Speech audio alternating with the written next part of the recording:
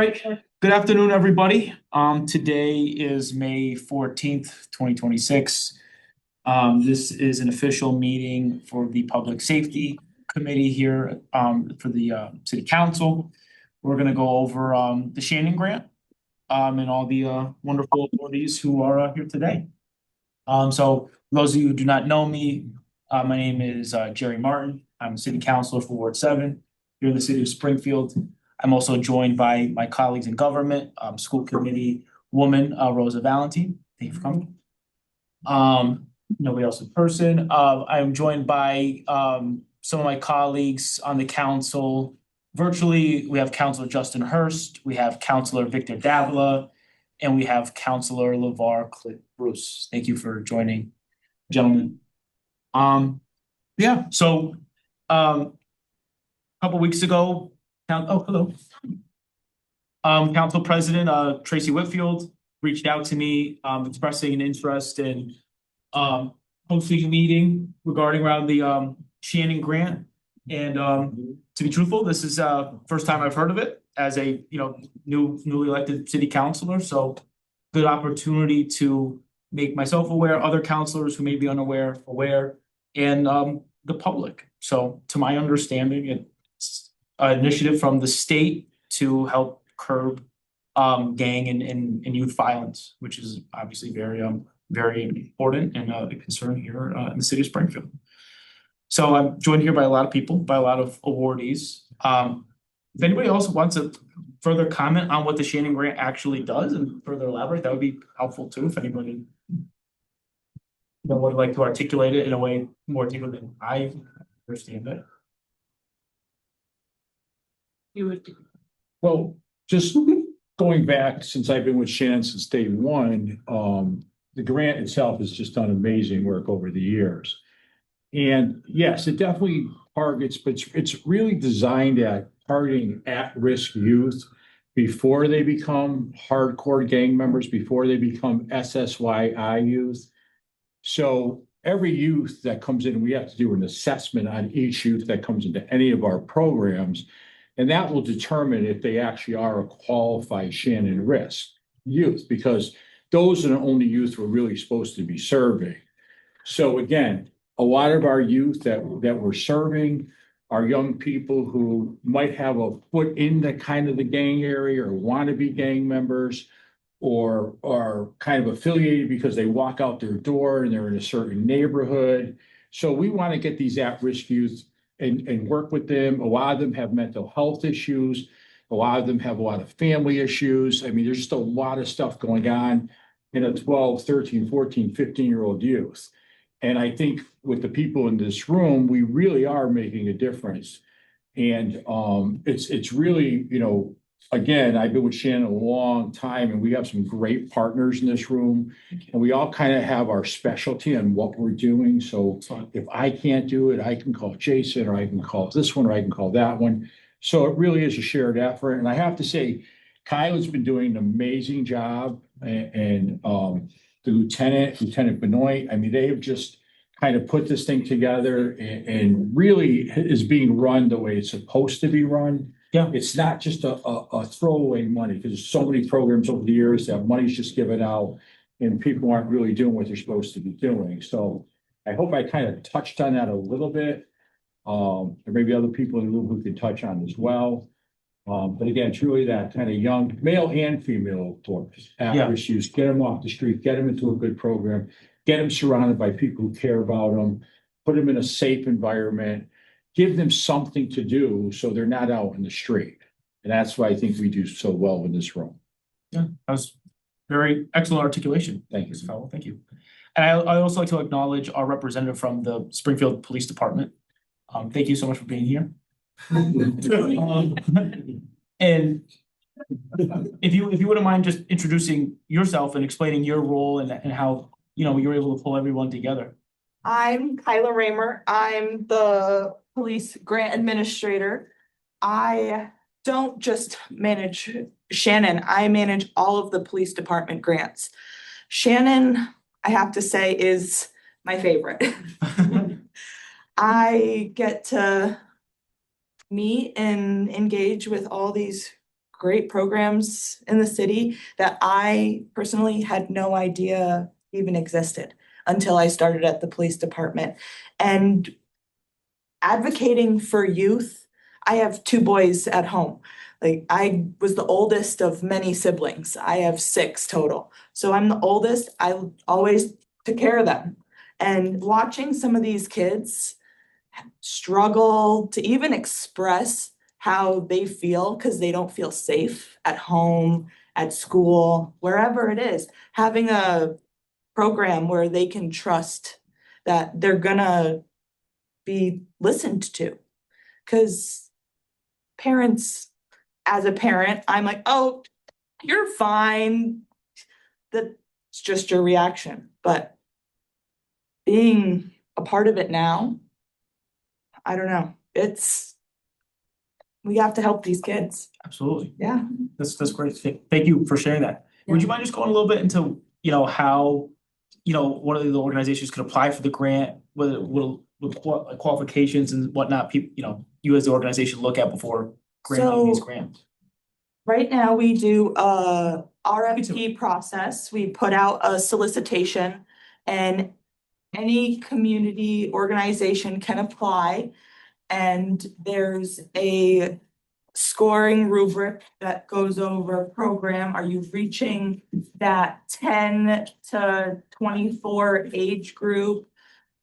What do you hit? Stabilization, prevention, intervention, all these different parts of Shannon. It's not just suppression. It's not just it's all of it together. Because if you can catch it before the police do, the police are the suppression portion.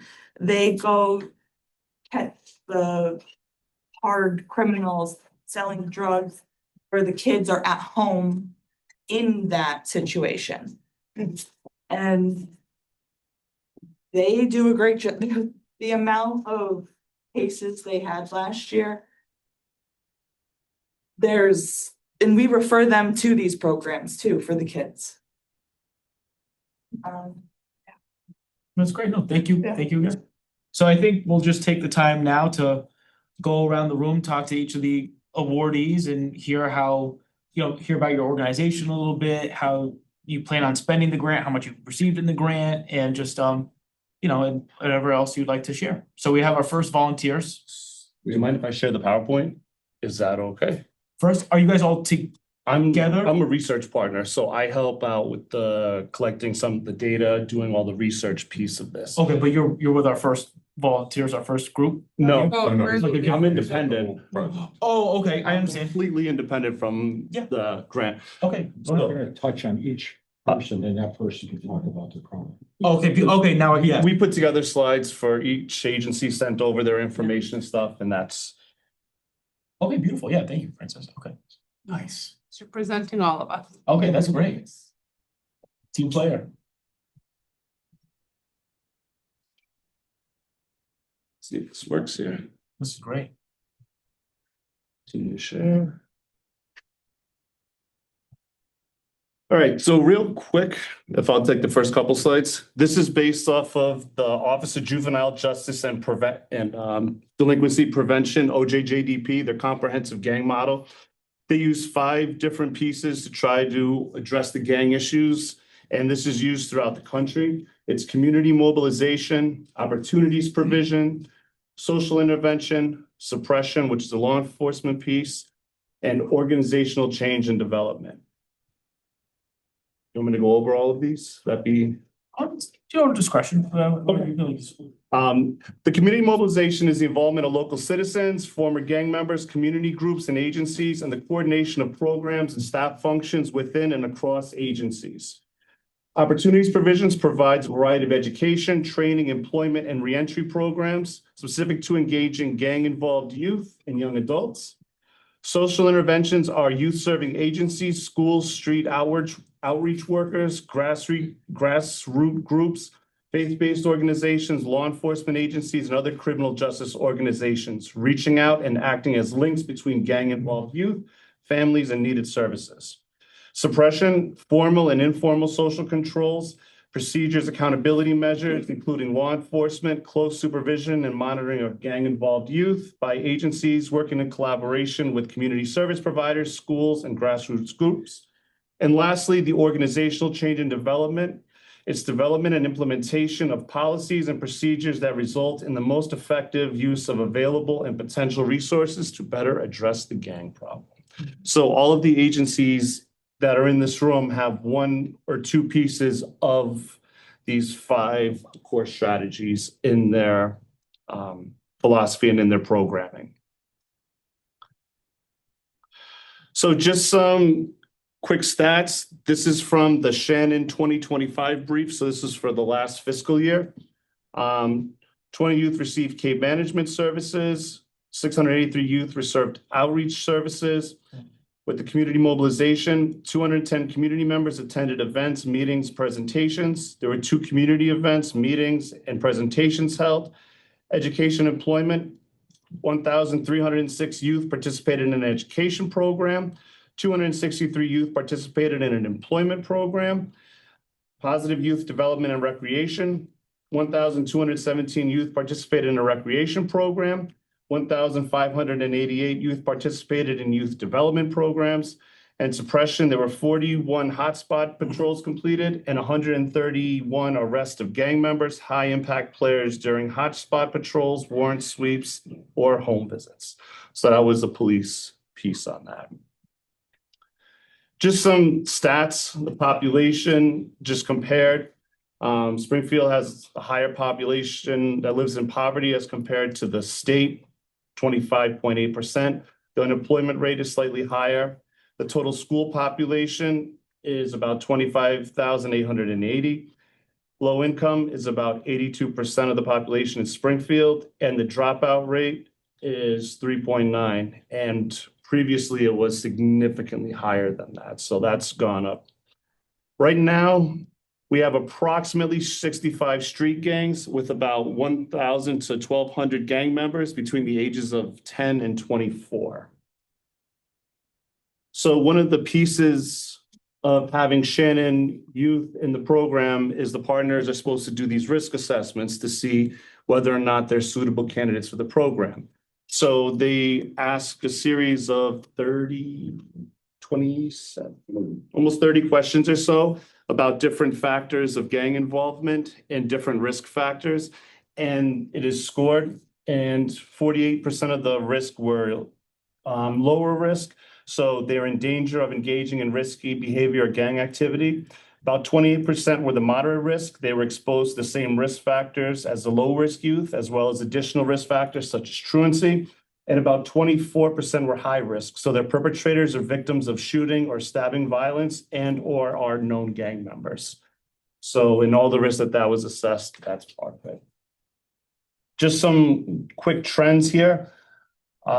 Arrests from simple assaults. Massachusetts increased about 5% and Springfield did too. Arrests for robberies, 2021 to 2025. Mass increased 20, Springfield was only 8%. But arrests for aggravated assault, Massachusetts did increase, but Springfield did go up 49%. So just some very quick stats in that. And Lieutenant Benoit is on the Zoom if you have any other police department questions. I'm sorry, who's on the Zoom? Lieutenant Benoit? Who's on the Zoom? Okay, thank you. Also, just so you know, we've been involved with Shannon since 2006. in Springfield. Oh, wow. That's great. Hey, Katie. Good, how are you? Okay.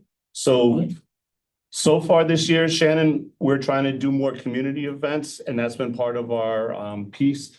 So Kyla and Jason attended the Shannon Day on the Hill. Do you want to give a quick My name is Jason Carajillo. I'm the Director of Recreation and Enrichment over at New North Citizens Council. I had the pleasure of course, taking 2 of our teens from our after-school program over to the State House Day to, of course, advocate for Shannon funding. It was a wonderful experience, just bringing those 2 youth out there, 8th graders, that are heavily influenced by, not only their environment, but their community and their peers. That day, them seeing other teens from across the state represent their programs meant a lot to them. And on our way back, they just kept on emphasizing how important events like this were to them and how much they want to participate in these events moving forward. So that day was wonderful. And of course, it was wonderful taking the tour with Kyla and the youth. That's awesome. Thank you for doing that. Thank you. And then so far this year, we had one pop-up public safety event over at Union Station. We did one last year. We started off doing one this year. I don't know if any of the partners that were there would like to give a quick. Live talk, let's see what she's saying. So, me and my instructors actually went to the pop-up and it was really fun. The picture actually towards the bottom right there with all the students who came over. We were doing a red flag and green flag activity, which is really fun. So just being out there, engaging with the youth and meeting them where they're at as well is such a really fun thing to do and also a positive thing for youth. So it's a really great day. Also, we're on the top, shared the table with the Salvation Army with Families Against Violence organization. So we did share a table and it was nice. And then on top of that, when we was at the station, there were families in there and there was youth there that they needed some help. She was going through a situation, a domestic violence situation. She, by her being young and her mom referred her to us. So we was able to help her and bring her in and give her an assessment and give her the counseling that she needed. That's tremendous. Yeah, there's a lot of cooperation, collaboration. Another thing about the Union Station, the day of the event, the diversion officer from the district attorney's office came down. And part of being in diversion, you're not supposed to be in Union, no one's supposed to be in Union Station, but she went kind of walking around. She went in the tunnels, the parking lot. Actually, some youth tried to get into her car when she was getting into the parking lot. He said it was a mistake.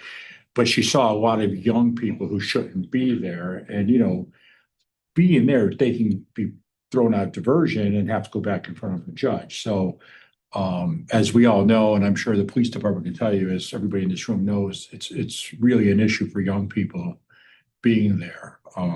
It's not a good situation. So it was a success last time and we're planning on doing another one in June. We're going to schedule it during our next meeting, which is coming up on the last Wednesday of the month. We don't have a date for it yet, but we're trying to do something right before school ends so we can basically blast it out there of all the different, programs and opportunities that are going to be available throughout the summer. So That's awesome. I'd love to be put in the loop with that too. I'm sure other counselors. So as you guys, get through the information, either, contact Kyla or reach out to the council office and, keep us in the loop with all that stuff. That's Can I ask a question? Yeah. Is this prevention or intervention? What this stuff that you're doing here, is it prevention or is it intervention? it's prevention, intervention, and suppression. So it's all three of them. The goal is to obviously prevent the problem, but if the problem cannot be prevented, then there's the intervention piece. And then if that doesn't unfortunately work, there is a suppression piece. So this is for the age, so this is the targeted population from 10 to 24 years of age that are participating in this event. That these tables events that you're having as Shannon Grant.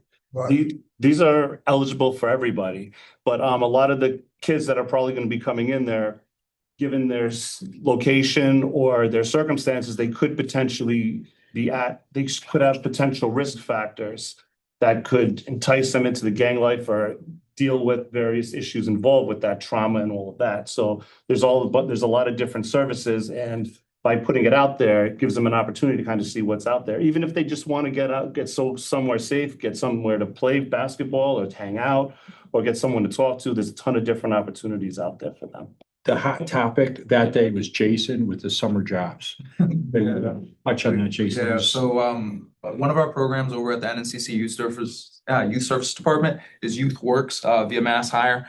Fortunately, that day I had a QR code on me. So of course, youth were able to come around, scan the QR codes and start applying for jobs. Of course, teens right now getting ready for the summer, they want to work. So it's just giving that opportunity to put out there. It is a lottery process, so just trying to, of course, have the youth apply as soon as they can to then be able to follow up via email. I have a quick question. So those that are in the programs are gang affiliate? Or are they, how do you know that? How do we know that? Well, I could talk. So all my kids have been arrested. They all come from the district attorney's office. It's a second chance program. Okay. And if they completed, their records expunged. Mhm. Would I say my kids are gang members? No, I wouldn't say they're gang members. I would say that they want to be gang members. They want people to think they're gang members, but are they actual gang members? No. Have I had kids, and I've been doing this for 29 years now. Have I had kids who've been murdered? Have I had kids who've killed people? Absolutely. Did they go the wrong route? Absolutely. So again, our goal potentially is to prevent them from going down the wrong avenue. And are these youth put on a gang data at all? No, because again, just speaking from doing this 29 years, if I had somebody, again, the problem nowadays, if you live in Knox Street, you live in Sycamore, you walk out your door, people affiliate you with Knox Street. They affiliate with Sycamore. They affiliate with the street. Because in Springfield, I'm sure, as you know, there's a lot of posses, there's a lot of neighborhood gangs that come together. So depending on where you live, if you walk outside your door, sometimes you're affiliated with that, and sometimes you'll say you're Knox Street or this or that, but you're not really that bad of a kid. You're not doing real harmful things, but you want people to think you're associated. So no, we don't keep but the report that we do, it asks a question. One of the questions on what's the report called? The RO? Yeah, so there's Individual risk assessment. Are you a gang member? Have you ever been a gang member? Do you associate with gang members? Now, a lot of these kids are going to lie to you anyways. Some will tell you yes, just because they want you to think they're cool. So, I mean, it just goes both ways. So, yeah, most of the kids are good kids. They're coming from tough situations. There's a lot of foster care kids. There's a lot of DCF kids. There's a lot of kids living in group homes. They just don't have anybody who really, wants to help them or care about them. So if you were to roughly say out of 1,200 kids that are in this program, what would the actual percentage of kids who are in a gang are that are confirmed? That's really hard to say. And that would be self-assessment. I mean, we have the assessments in Dr. Al can give you more, and like if they're low risk, medium risk, or high risk. He has that data. So I just want to say, my name is Charles Stokes. I spent most of my life on the corner of Catherine and Bay, and then we moved over to Burgess Circle, and then I went to prison for about 20 years, and it became Sycamore, right? And then you have Pendleton Park, that became the Blacktop, then it went to the Ave.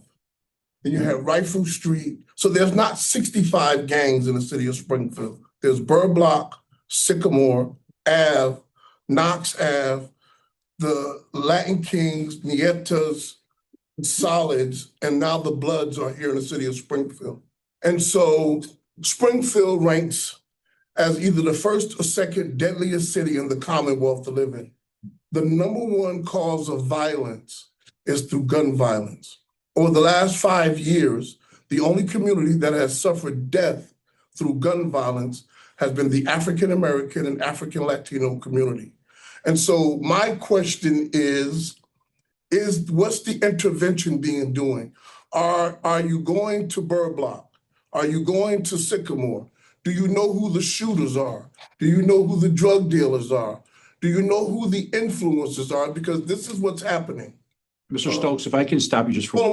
When I finish, you can stop me. Okay. Yes, you can. It's two different programs. You're talking Shannon and there's SSYI. That's not what Shannon's for. So Shannon grant are to prevent gun violence, right? Part of it. So part of it is the people who are receiving funding. In 2024, we had the highest murder rate in the history of Springfield. I buried my friend's son, James Brown Jr., right?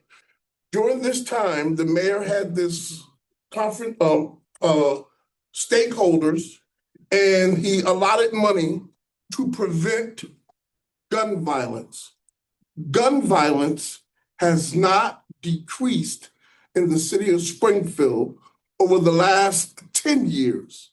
There are over 200 unsolved homicides of Black and Latino men in the city of Springfield over the last 10 years, right? And so the question now becomes, and this is not to cast aspersions on the work that you're doing.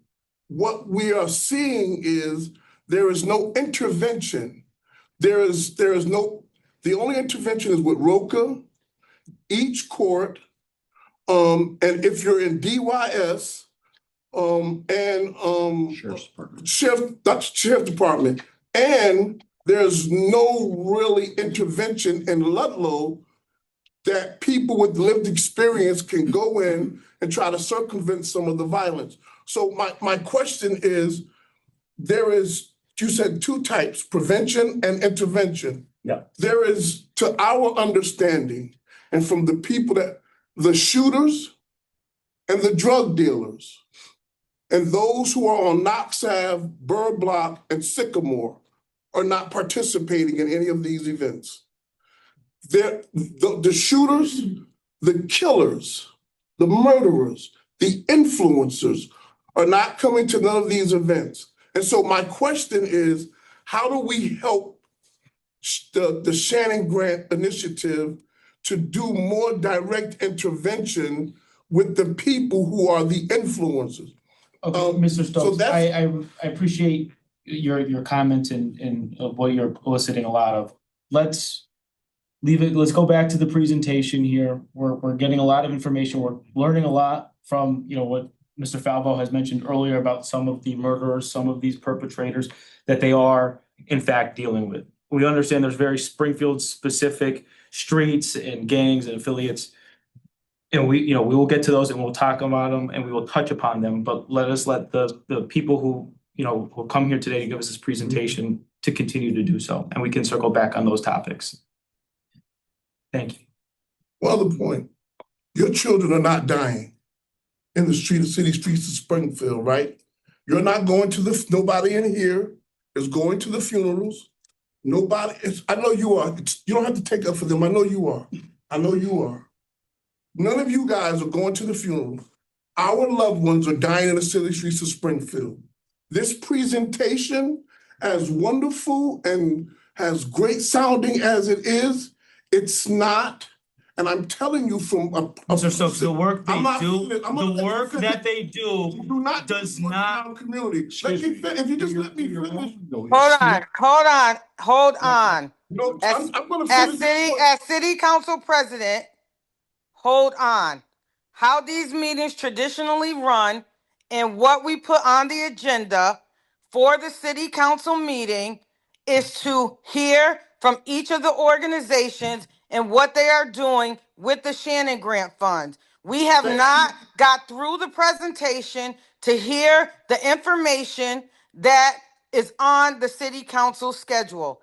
Thank you. Hold on, in order for us to be in compliance with city council rules and with state charter rules, we are here to discuss what is on the city council agenda. So we need to get around the room, hear the presentations from each of the organizations, and then the right order is to hear the questions from city council members first, and from there, we will entertain, if we have enough time, questions and comments from everyone else in the room. But we have to get back to the structure of the meeting and listen to the presentations, and from there, it's city council and then everyone else in the room. So please you. respect the order of the meeting, and let's get back to the presentation. Thank you so much for your presentation, Tracy Whitfield. Thank you, Madam President, for chiming in and correcting the train of this meeting. So to continue off where we left off, Francis, would you like to pick us up? So this is just a breakdown of the funding that was received. This is public information. Don't need to go into too much detail, but the lower partners with the 10,168 are new additions to the Shannon partnership. So we're just gonna go partner by partner. Each partner has a slide, so we'll start off with the Springfield PD. I don't know if Lieutenant Benoit is on. Still on. Okay. Lieutenant Benoit, would you be able to speak to this, sir? Yes, good evening. Sorry for my absence. I had a family commitment that's kind of impeded with this, so I'm here via Zoom. I can't really read the slides from here, but what I can say is that the police department works collaboratively with the partners. We are readily available to the partners in regards to accessibility to officers for their programs.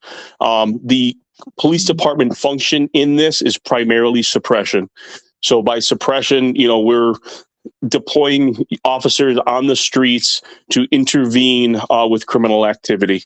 We have, over the last few years, adjusted our deployments to a more strategic approach where it's utilized for high profile offenders that have arrest warrants and things like that. The Firearms Investigation Unit is our primary unit that does suppression with the Shannon funds. And again, most of their deployments are based off of probable cause, arrest warrants, and apprehension for those individuals. If there is an uptick in identified gang activity or violence in an area, we do have the ability to deploy resources to assist. All right. All right, thank you, Lieutenant. Thank you very much, Lieutenant. Yes, sir. So next, we have the YWCA. So hi everyone, my name is Eva McCrae and I'm the Violence Prevention Supervisor at the YWCA. I'm with Rochelle Newish, who is a Director of Youth Violence Prevention and Court Support Programs at the YWCA. And then with Elizabeth Deneen, who is CEO for the YWCA West Massachusetts. We're here to go over our violence prevention program, which is called the HERE Project. It stands for Healthy Empowering Relationship in Education. We teach youth throughout Springfield, 12 through 18. So middle school, high schoolers, 3 curriculums. So the first one is relationship dynamics. So that we get our curriculum from One Love, which is a national recognized organization that helps teens realize the dangers of abuse in relationships. So we go over the 10 unhealthy signs and abusive signs in relationships so students can learn like, hey, I'm seeing manipulation, I'm seeing intensity, volatility in my relationships. I need to leave, I need to get support, and we're there to help them find the support. So whether it's in school with school counselors, principals, even after school programs such as NNCC, Boys and Girls Club, Salvation Army, just providing the resources like, hey, this are the warning signs of a domestic violence or any type of situation, whether it's family, relationships, or even friendships we talk about. And here are some resources that are in the community, and also how can we find your 3 Ps, we call it the 3 support. So peers, professionals, or I think parents was a 3rd one. So that's a relationship dynamics one. We also have a human trafficking prevention curriculum. That one, we talk about online safety. A lot nowadays, I would say modern days, a lot of kids are on social media, whether it's TikTok, Instagram, Facebook, Twitter, everything. And sometimes people aren't watching what they're doing on it. And a lot of times that's what traffickers and child exploiters, they take advantage of that. Which is very unfortunate, which is why we want to teach this program to youth to know the signs of, hey, someone's asking for private information on Instagram DMs or Snapchat.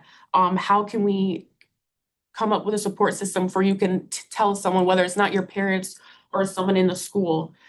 So that's the human trafficking one. We also do safety planning too, because students or youth, they're going to do what they want to do, unfortunately. But having a safety plan, so making sure their phones are fully charged, making sure someone has their location, things like that to safety plan for them. So if they do a risky behavior, people know where they're at.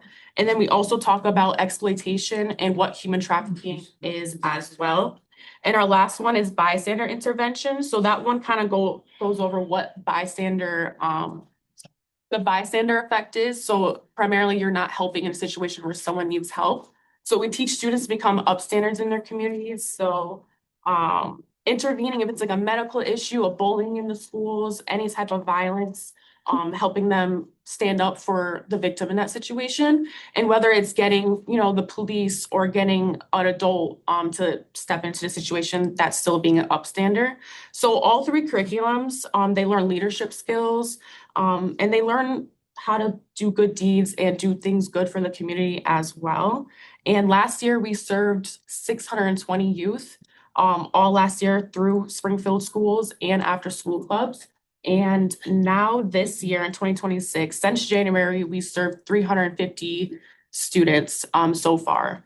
More to come, but we're really excited and we're really happy to be doing, the work and meeting with the youth and seeing, what they're seeing in their lives and everything. When we do tablings, we actually ask students, write one thing that was said or done to you in a healthy relationship and write one thing that was said to you or done to you in an unhealthy relationship. I can pass it around as well, but a lot of the unhealthy ones, they talk about rape, sexual assault, violence, whether it's with their partner or their family member or just a friend, which is really sad to hear, but it just shows why we're out in the community and why we're doing this work. Because we're not going there because just to go there, right? It's because teachers are emailing me, students are, or even parents when you go to tables, like, my kid is online and I know they're doing risk behaviors. They're not listening to me. I know you going in, they're going to listen to you because you're a different face. We even had success stories, numerous success stories. One we had was a teacher actually emailed me a whole paragraph and was saying after the second day of you going in and teaching my class, one of the students realized that they were in a very unhealthy relationship with a boyfriend that they were with for 2 to 3 years. And she broke up with him right then and there because she saw the warning signs. She's like, I don't want this to go down the wrong road. So it was really good to hear as well. And we also have youth who, if you can see on the PowerPoint, that leave us, really cute letters and everything and thanking us like so much for coming in and teaching them, because a lot of times I would say sometimes they don't get the education on unhealthy relationships and human trafficking and bystander intervention, because sometimes it might seem as a taboo subject, but it's really good just to go into the community, teach kids so they're aware of it, because unfortunately it is happening. It's not something we can kind of push aside and pretend like it's not happening, because it is happening, unfortunately. And yeah, and then that's my team up there. So I'm in the middle. Should I move this way? This little black? Yeah, so that's my team. I'm in the middle. On the left of me is Jasmine. That's one of my instructors. On the right of me is Jacqueline. And then the bottom picture is the 3 guys of our group, we like to say. So we have Chris in the middle, and on the right we have Matt, and on the left we have Gami. So some of you guys might have seen us in the schools or after school programs. We also go to C3 community meetings and also tabling events. So you might see us around and everything. But overall, we're really here just to make a difference and, be that lifeline for youth who may not have that support. Awesome. Thank you so much for sharing. Yeah. I'm sorry. Okay. Add something. Yeah. One of her staff members actually was one of our Shannon grant participants. Oh, wow. When I first started with New North Citizens Council, and it is wonderful to see that she was able to secure a wonderful position that she has now, being able to give back to the same community that she came from. That's phenomenal. That's really great to hear. I'll just add Won't that say her name, so yeah. just look her name. Yeah, thank you Eve, for going over. I'll add that we are the prevention part of the Shannon. We are working directly, and we're not only educating but spreading awareness so that the youth are able to identify. And before changing or before going deep into unhealthy relationships, our goal is that they're able to identify and make a change, ask for help, ask for support, or make a decision that says, this doesn't feel right, I'm not going to go to this party, or this doesn't feel right, I'm going to call somebody for help. And prevention is the first road on the safer side. And kind of to add to Rochelle as well, we have other programs at the YWCA that aren't Shannon funded related. Those are more of the interventions. So like Rochelle said, for prevention, but we have free and confidential counseling services for DV, SA situations. We even have a full shelter on our campus as well that helps people who are fleeing from a domestic violence, sexual assault, or even human trafficking situation. So we're really wraparound services at the YWCA. So even if we have kids who have said they've been abused and stuff like that, they're able to go to the YWCA and get services for free and for confidential. And so ultimately, at the end of the day, what we're hoping is to prevent murders or human trafficking from occurring, whether it's domestic human trafficking for work or sexual human trafficking. So, this has been highly successful, and I thank the grantors from the bottom of my heart for giving us money every year for this. Okay, that's excellent. Thank you. Thank you. I just want to share 2 sentences. So those are anonymous, so it's confidential.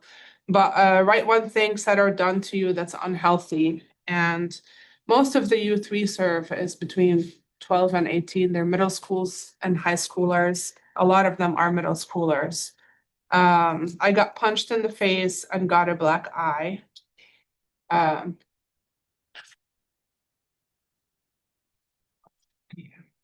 No validation of feelings. Use me for my stuff. Do what I say or I'll kill you. If we were both on that show and I saw another sexy man, I'm not picking you. I'm sorry. They get worse. I've never read these before. But I was told I need to go to the gym. Or he'll leave me alone. Getting beat by your partner. I'll stop there. Stop me and forced me to do things against my will. So youth in Springfield are saying these things. And from our perspective, when we see those things, we are helping them identify that those things are unhealthy, but we're also helping them get the intervention part. That's it. Thank you. Next, I will yield to Anthony from Salvation Army. All right, so Kyle asked me to keep it under 3 to 4 minutes. So I'm just gonna give you some main facts, and I just want to touch on 2 things which I think are very important. Most of you know what we do. We've been doing this for the last 29 years, and there was a lot of comments on Counselor Hurst's page about Salvation Army. And the reason we don't advertise is because 1, they're a church and they don't advertise, and 2, we're a court diversion program. So we're not advertising if your child gets arrested, come see us. So, but I think people know the work we do. So again, we are a youth diversion program. Youth are 12 to 18. They're mandated by the court to come to us. It's a 6-month program. It's educational based curriculum. Our success rate over the last 29 years has been about 82% of our youth have stayed at school and not reoffended. Once a youth completes our program, their record is expunged. It's a second chance program. Our youth are automatically Shannon eligible because every one of our youth have been arrested. Our program is now a national program for the Salvation Army all over the country. We are in the process of becoming an evidence-based program. For those you know, it takes forever. It's so much work and so much money. Thank God someone gave us a grant to do it. Our program is holistic because we don't just deal with the youth, we deal with their families. We give them food, we give them clothing, we provide fuel assistance. We are the Salvation Army, and the Salvation Army, we get $67,000 a year. We get the most by far. We took a 31% cut this year from what we get. The Salvation Army puts in about $200,000 of their own money every year because they believe in this program. So we're not in it for the money, we're in it for the work they do. They're a church and they're good people. They pay me to do what they do, but they do the work because they want to help youth and their people in our community. In 2010, we were named the best juvenile program in the country by then Attorney General Eric Holder in New Orleans. There's 2 things I just want to touch on real quick. One is we have a clinical portion to our program. So we have a clinician in our program because our kids are coming to our program. They're angry, they're bitter, They have mental health issues, unresolved trauma. We don't want our kids to become SSYI clients down the road. That's why they're Shannon clients. We don't want them to become those kind of kids. The clinical person works with the kids, they work with their family, they go to the house. Something else, we started a new initiative in 2025, a gun violence awareness campaign with the district attorney's office. I hired a gentleman by the name of Rick Barron. I don't know if some of you know him. He worked at the sheriff's department for many, many years. Rick put that gun violence awareness program together for us. We host workshops, educational materials. We have people from the law enforcement, the DA's office. We have past gang members come in and talk to the kids. We talk about de-escalating tense situations. We work with the families to create support. We really try to give the kids the understanding that what gun violence can lead to. As Mr. Stokes is saying, we don't want to see our kids in that category that he just described to us. Good news, we are now taking over the Massachusetts Youth Diversion Program from DYS. We were awarded the contract. So now our program is going to change. It's going to be a second part to our program where we're going to be working with the police department, clerk magistrates, another part of the district attorney's office where kids who really need help who are out there, they're going to be referred to our program. It's going to be a lot of clinical stuff involved, a lot of outreach involved, a lot of helping the family. Again, schools, probation, clerk magistrate. I met with the clerk magistrate. She's so excited to have a program like this. The police department as well.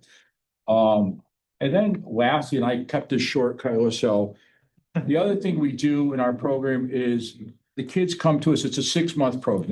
They come to our program for 3 months. They got to stay out of trouble for 6 months. Their records expunged. But we don't want to stop our work there. So what we've done is we started an aftercare program on Tuesdays and Friday nights. We provide transportation. It's just good, clean fun. They come in, they eat pizza, they watch movies, they play basketball, they hang out. We get them off the streets on a Tuesday night, but more importantly on a Friday night. Yeah. Because these kids, a lot of our kids don't have anywhere to go. Like I said, we're really the only diversion program around. We had to stop taking referrals from probation because we have so many youth in our program now. We do about 135 kids a year, which may not sound like a lot to some of the programs, but it's really an intense program. It's a 6-month program. There's follow-up, working with the families, the schools, getting kids summer jobs, just a lot that goes on. And like I said, you're more than welcome, anybody, to stop by and see our program. We just put the kids in our situation, we believe, and put them in a safe environment and surround them around good people. And it has seemed to work and don't get me wrong, we've had horror stories. We've had bad situations. We have kids killed. We have kids killed people. They became, but again, we service thousands of kids over the years. So, unfortunately, we're not going to be able to get them all, but we do the best possible work we can do. And we have an amazing staff. And I'll stop right there. Thank you, Anthony. Mr. Fong. Anthony, please. The Boys and Girls Club of Cruise Street. Hello, everyone. My name is Yarina Sarno. I'm the Chief Operating Officer at the Springfield Boys and Girls Club. And I feel like the Boys and Girls Club is known for serving youth nationwide, but here at Springfield, we do the same thing too, but we also have a specific teen program, and that lends to our work that we do with Shannon, I guess that Shannon allows us to do. So we have served this year thus far, just from January 2026, 167 teens specifically. That's we'll start that at 12.999, so almost 13 years of age to 18 years of age. And our programs for the teens run Tuesday through Friday from 6 to 9 specifically, because we do have childcare in the building, so we can't have it, overlapping all the time. But that's the time that kids need to be in a safe, comfortable, and secure place. And that's what we hope to be, is a haven for these teens. So that is Tuesday through Friday. And then Saturdays from 1:30 to about 5:30, we have teen programs as well. Within our teen programs, we are doing a Unity Basketball League right now that's been very successful with the Mass State Police and the DA's office.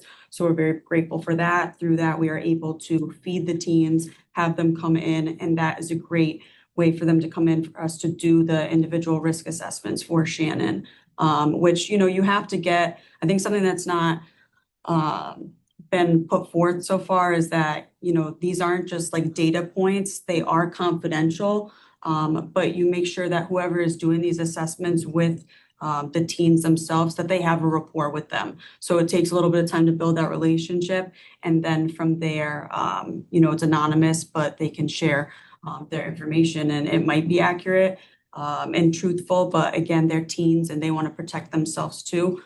So they have that liberty. Also, while we have teen nights, we also have a summer camp that runs 8 weeks long all throughout the summer, and that serves ages 6 through 12. But through that, we're able to provide youth staffing and job opportunities. So right now we are hiring for youth staff 18 plus. And then also something that's exciting that we're going to be doing is our Job Ready program that focuses on ages 13 through 15, which we find is a big, I feel like we've all talked, that's a big age gap where there's not a lot of services and there's a lot of lack just of service and engagement with those type of teens in that age range, and they're left on the street. So we are giving teens the opportunity to have a job shadowing program, come into the club, get a stipend for half the day, and provide them with mentorship, financial literacy. We partner with different programs through Shannon, like the YWCA for SAFE prevention, for violence prevention, child trafficking, and then hopefully we send them on their way so that they're informed young citizens, and they just know that they have these resources and they make the right choices. But mainly the Boys and Girls Club hopes to just be a safe place for, you know, Springfield youth. And we have been, and we're continuing to be, and only building, and partnerships like this really help us to add to our programming. So thank you. That's great. Yes, and just to touch on, sorry, in the photos here, just so you can see, just to highlight and shout them out, the young man in the suit, his name's Gabriel Omar, yes, and he was just awarded as our Youth of the Year for Boys and Girls Club of America. He was able to go to Gillette Stadium 2 weeks ago, so that was huge for him. He's also pictured with some of the other gentlemen below that are part of our you know, basketball leagues, players balls, and then those basketball action shots are from the Unity League as well. And it just keeps them coming back, and it's just nice to see that they're in a safe place like every single night till 9 o'clock, you know. Right. So Right. That's thank great. you. Thank you. The YMCA.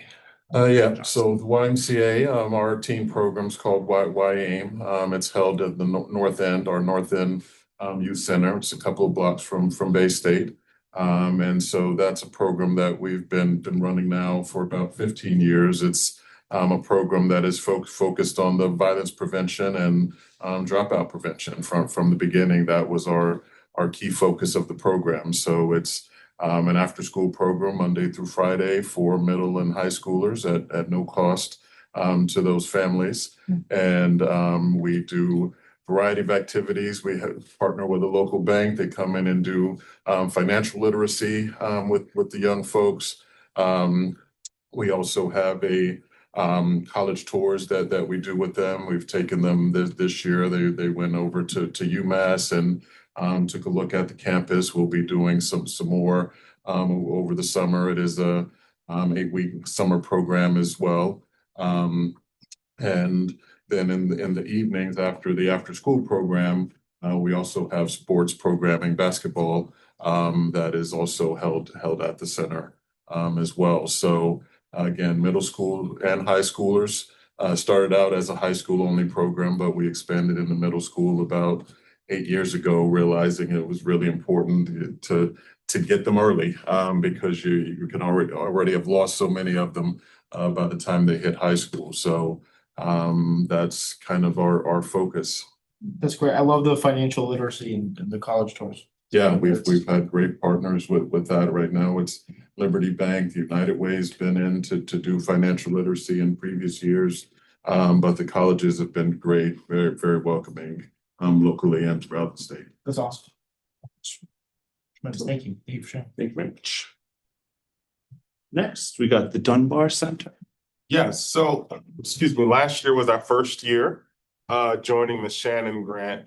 And so we designed a program particularly last year, to focus. I'm not too white from the Dunbar Center. So last year we focused primarily on middle school girls, and we looked at that demographic because we thought that was missing from the whole Shannon picture in Springfield. And we created a program that focused on 5 tenets: leadership development, public speaking, technology, the arts, and then entrepreneurship. So last year we designed 4 sessions, and each session had a deliverable. I'll say very quickly, one session we taught them art and how to do that kind of thing, and it ended with their art being featured at the Pamusa Gallery, and they were able to see their arts on walls. So that was very good. Secondly, we focused on photography. And so they went around Springfield, they learned how to use cameras. Through another grant, they were able to keep their cameras and they were stipend as well. And then from that session, we developed a book for them to retail and market to their family for Christmas. So we produced an actual book. That's the entrepreneurship piece. So from our perspective, and then last year we did a podcast, but those were the 2 things that I'm really happy for last year. From our perspective, we're giving them tools that they can use to assist them as they reach towards success in life. This year, we're focusing on podcast, photography.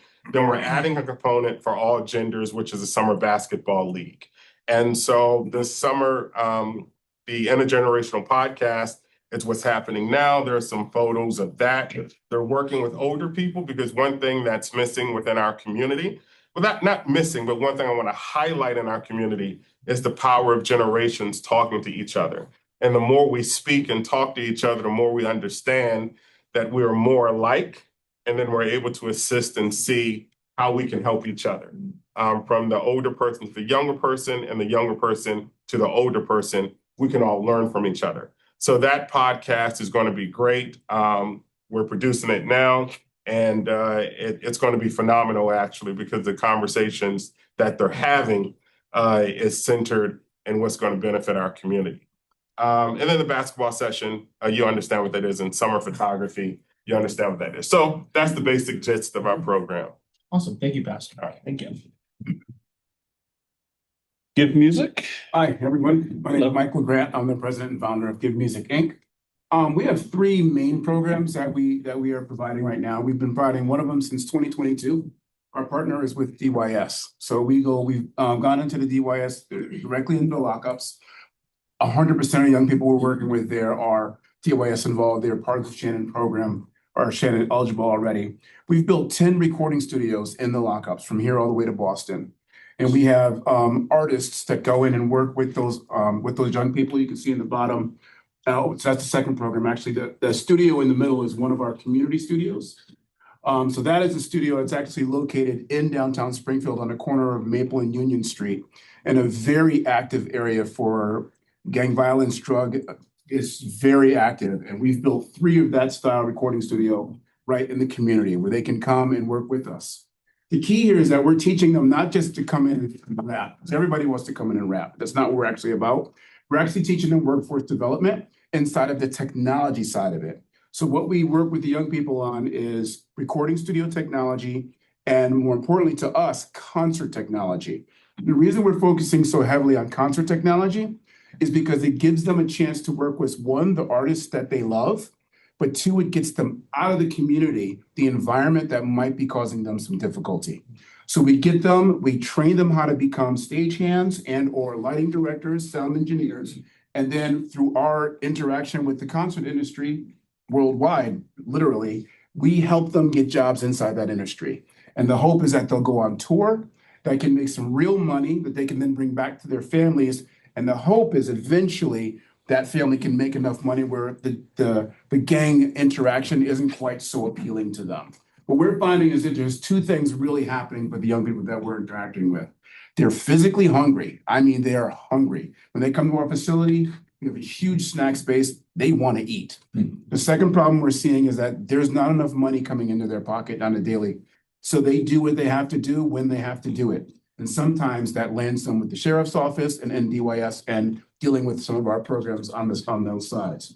So what we try to do is help them make some money and to literally feed them on a daily. Some of the other things we do is we provide concert equipment for other agencies. So agencies here have utilized our services. We've partnered with Dunbar a couple of times on the Spoken Truth podcast.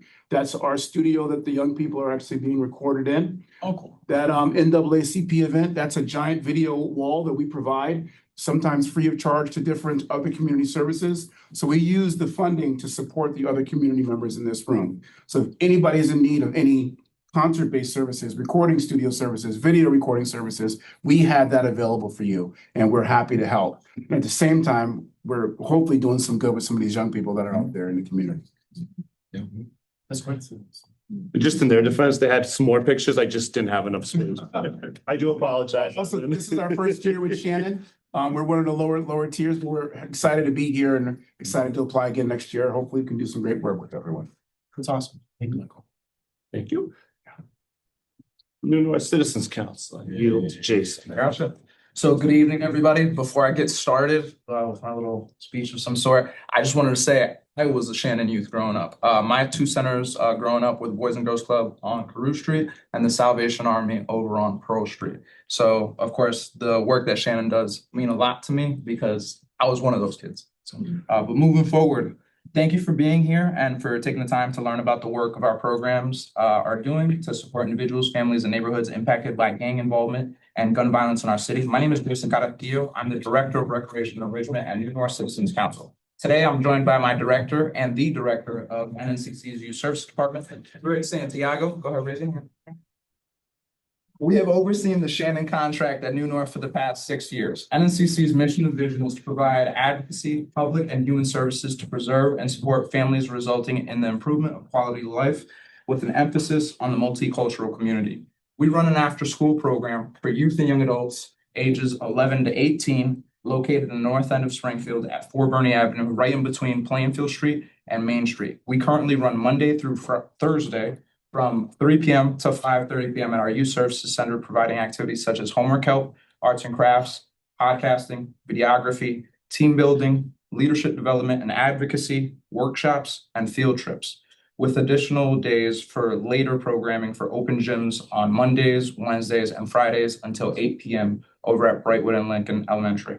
Annually, NNCC Shannon program serves 100+ youth, but due to recent budget cuts, the state, we had to reduce the amount of youth that we're serving. We are currently serving 41 young people in our Shannon program that come regularly Monday through Thursday and or Friday via our open gyms.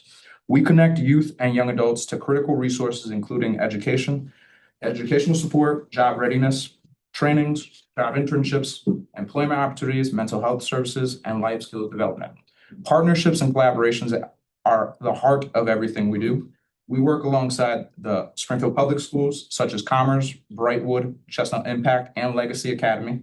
Community organizations we've partnered with include the North End C3, the Springfield Police Department, the Henry County Sheriff's Department, and the YWCA. We've also worked with small business owners such as Angel Rios from the Rally Cry, Lenny Underwood from Upscale Socks, and Daniel Rivera, aka Dan from the Field, those of you guys who do know him.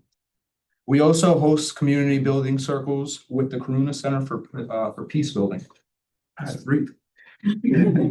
Our collaborative projects include violence mitigation during Chestnut and Brightwood dismissal, ensuring youth from both the middle schools and elementary schools get home safe, or to programming. Our North End C3 Basketball League, in collaboration with the Sheriff's Department, Brightwood, and SPD, has officers and teachers from the school coaching these kids on a regular basis. We've ran between myself and Ed and Principal Delgado and the officers over at the North End. We ran this league for about 5 years now in the North End, and that totals up to like 10 seasons. So it's been amazing. It's been awesome. And we, of course, love the work. These are partnerships allow us to share resources, identify individuals in need of support, and provide a stronger safety net for our community. When organizations come together with a shared purpose, we can respond more effectively, create more opportunities for youth, and strengthen the long-term stability of our neighborhoods. One story that I'm going to share that really reflects the impact of this work is about a young man who entered our program at the age of 12. He started his relationship with NNCC when we were based in the Hareno Tunnel. That's when Jarix was running after-school programming. He would, of course, be a part of after-school programming from then on till he moved. So he was a part of after-school program for 7 years. At this time, he felt disconnected from school, his family, and was hanging out with youth that were involved in the Main Street Gang. During COVID, he remained connected with NNCC via Zoom, attending calls with Jarix and the team. And when we opened, he was one of the first youth back in our center. Through consistent mentoring, counseling support, and workforce training provided by our program, he began to rebuild confidence in himself.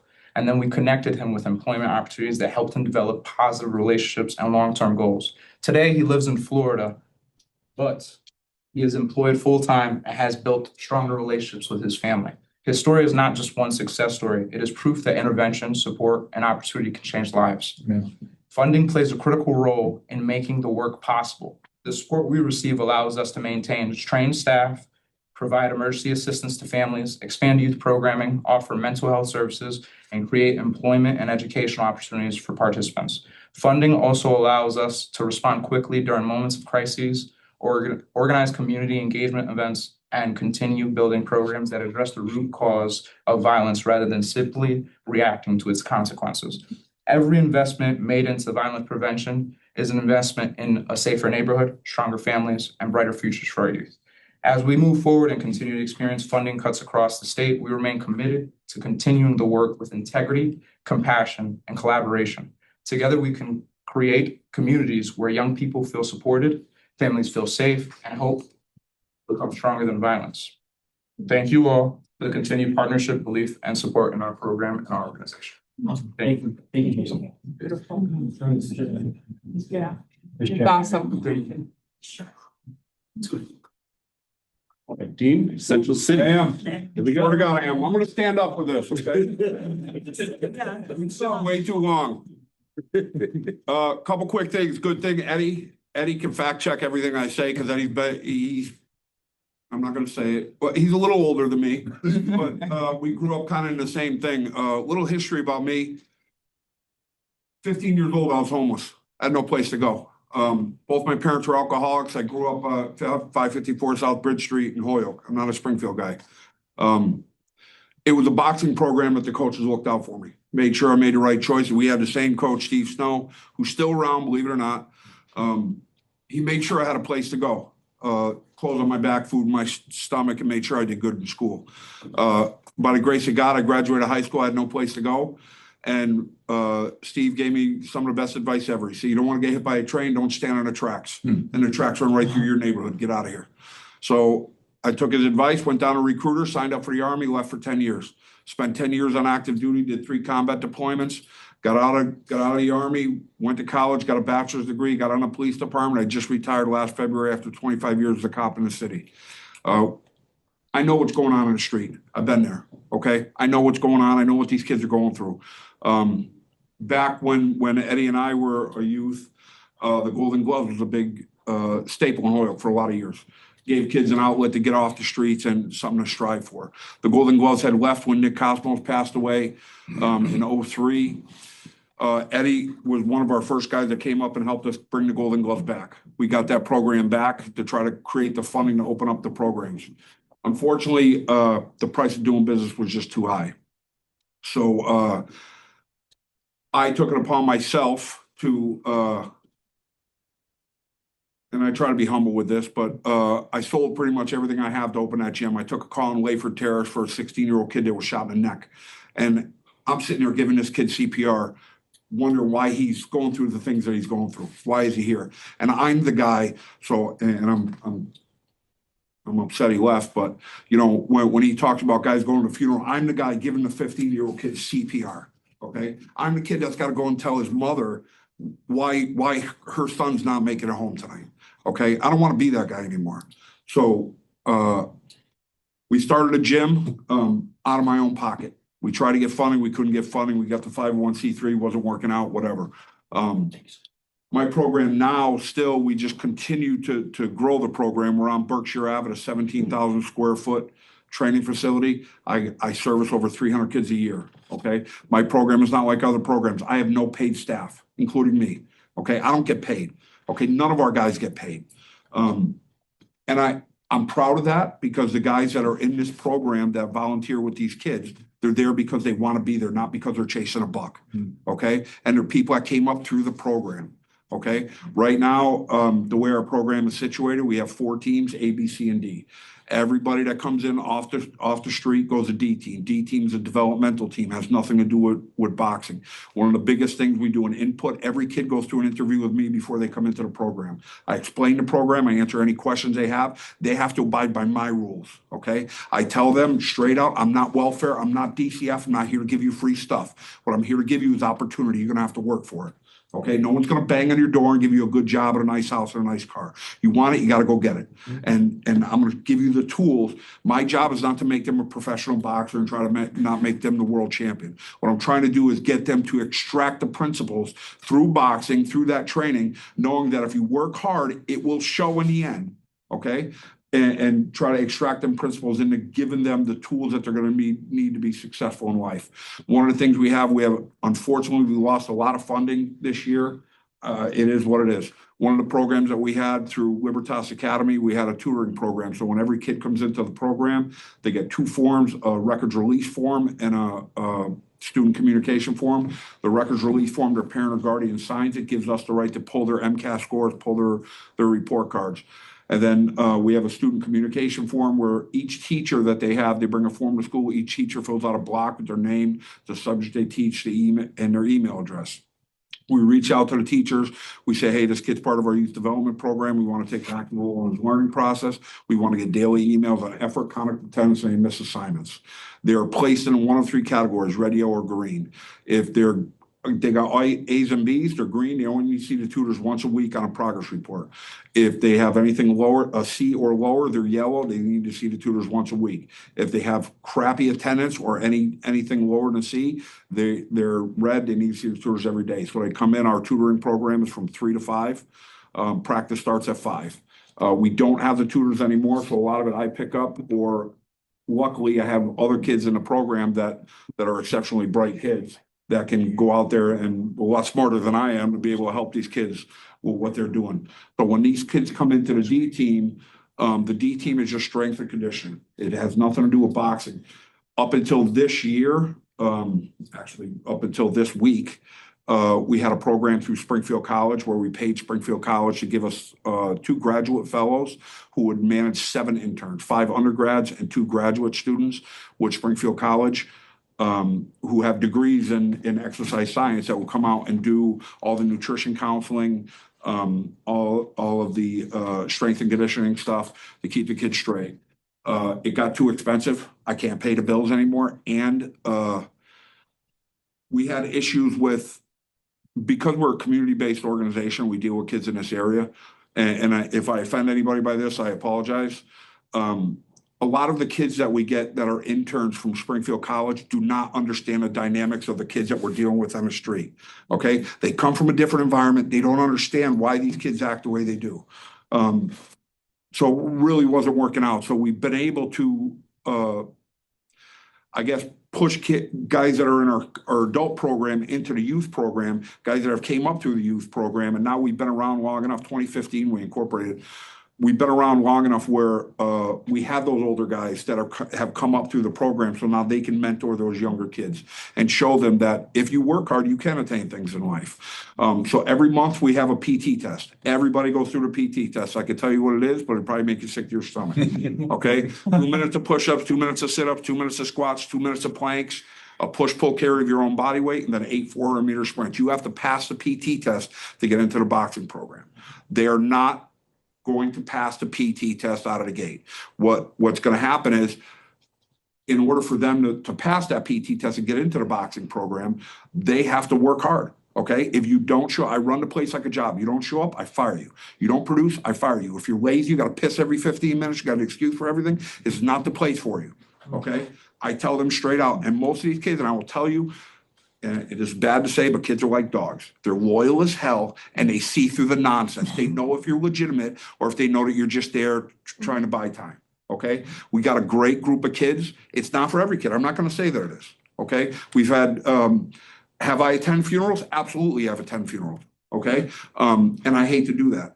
But You know, when a lot of other people punch out of their clock at 5 o'clock and go home, I'm the one sitting there writing grants. I'm the only guy. I'm the only guy that I got. I'm writing grants. I'm doing paperwork for the state. I'm getting text messages at 2 a.m. from a kid. Hey, coach, I need somebody to talk to. You know, and the hardest thing for me, I know that when these kids come out of school, we give them a little bite to eat. We have a good practice. We sit down together as a team. We talk about our days, and then I have to bring them home. I know what they're going home to. I give a lot of these kids rides home, and I'm like, man, you know, when you or I think we're having a bad day, listen to some of these kids. All right, your day ain't that bad.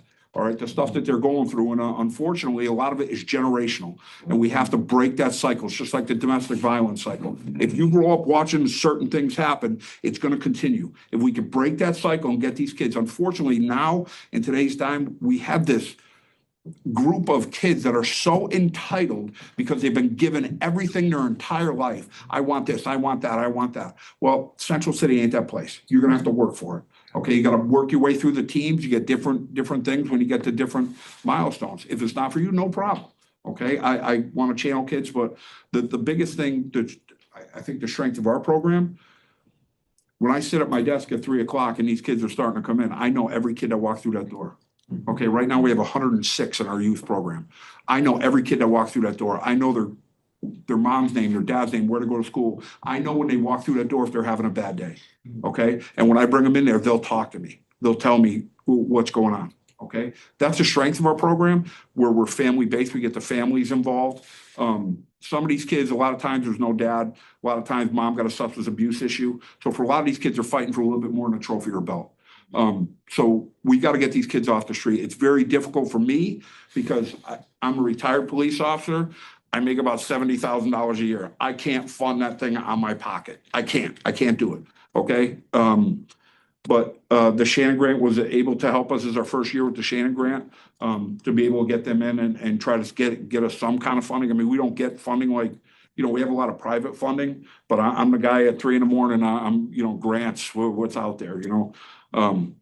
But if anybody has any questions, I'm going to leave some flyers out here from our program to kind of detail what our program does. And like I said, I mean, we have kids from all over, all walks of life. You name it, we got it, man. And what I tell a lot of the kids, and again, if this offends you, I apologize. I tell kids when they come in, I don't care what color you are. I don't care what religion you are. I don't care what language you speak. And I certainly do not care about your diagnosis.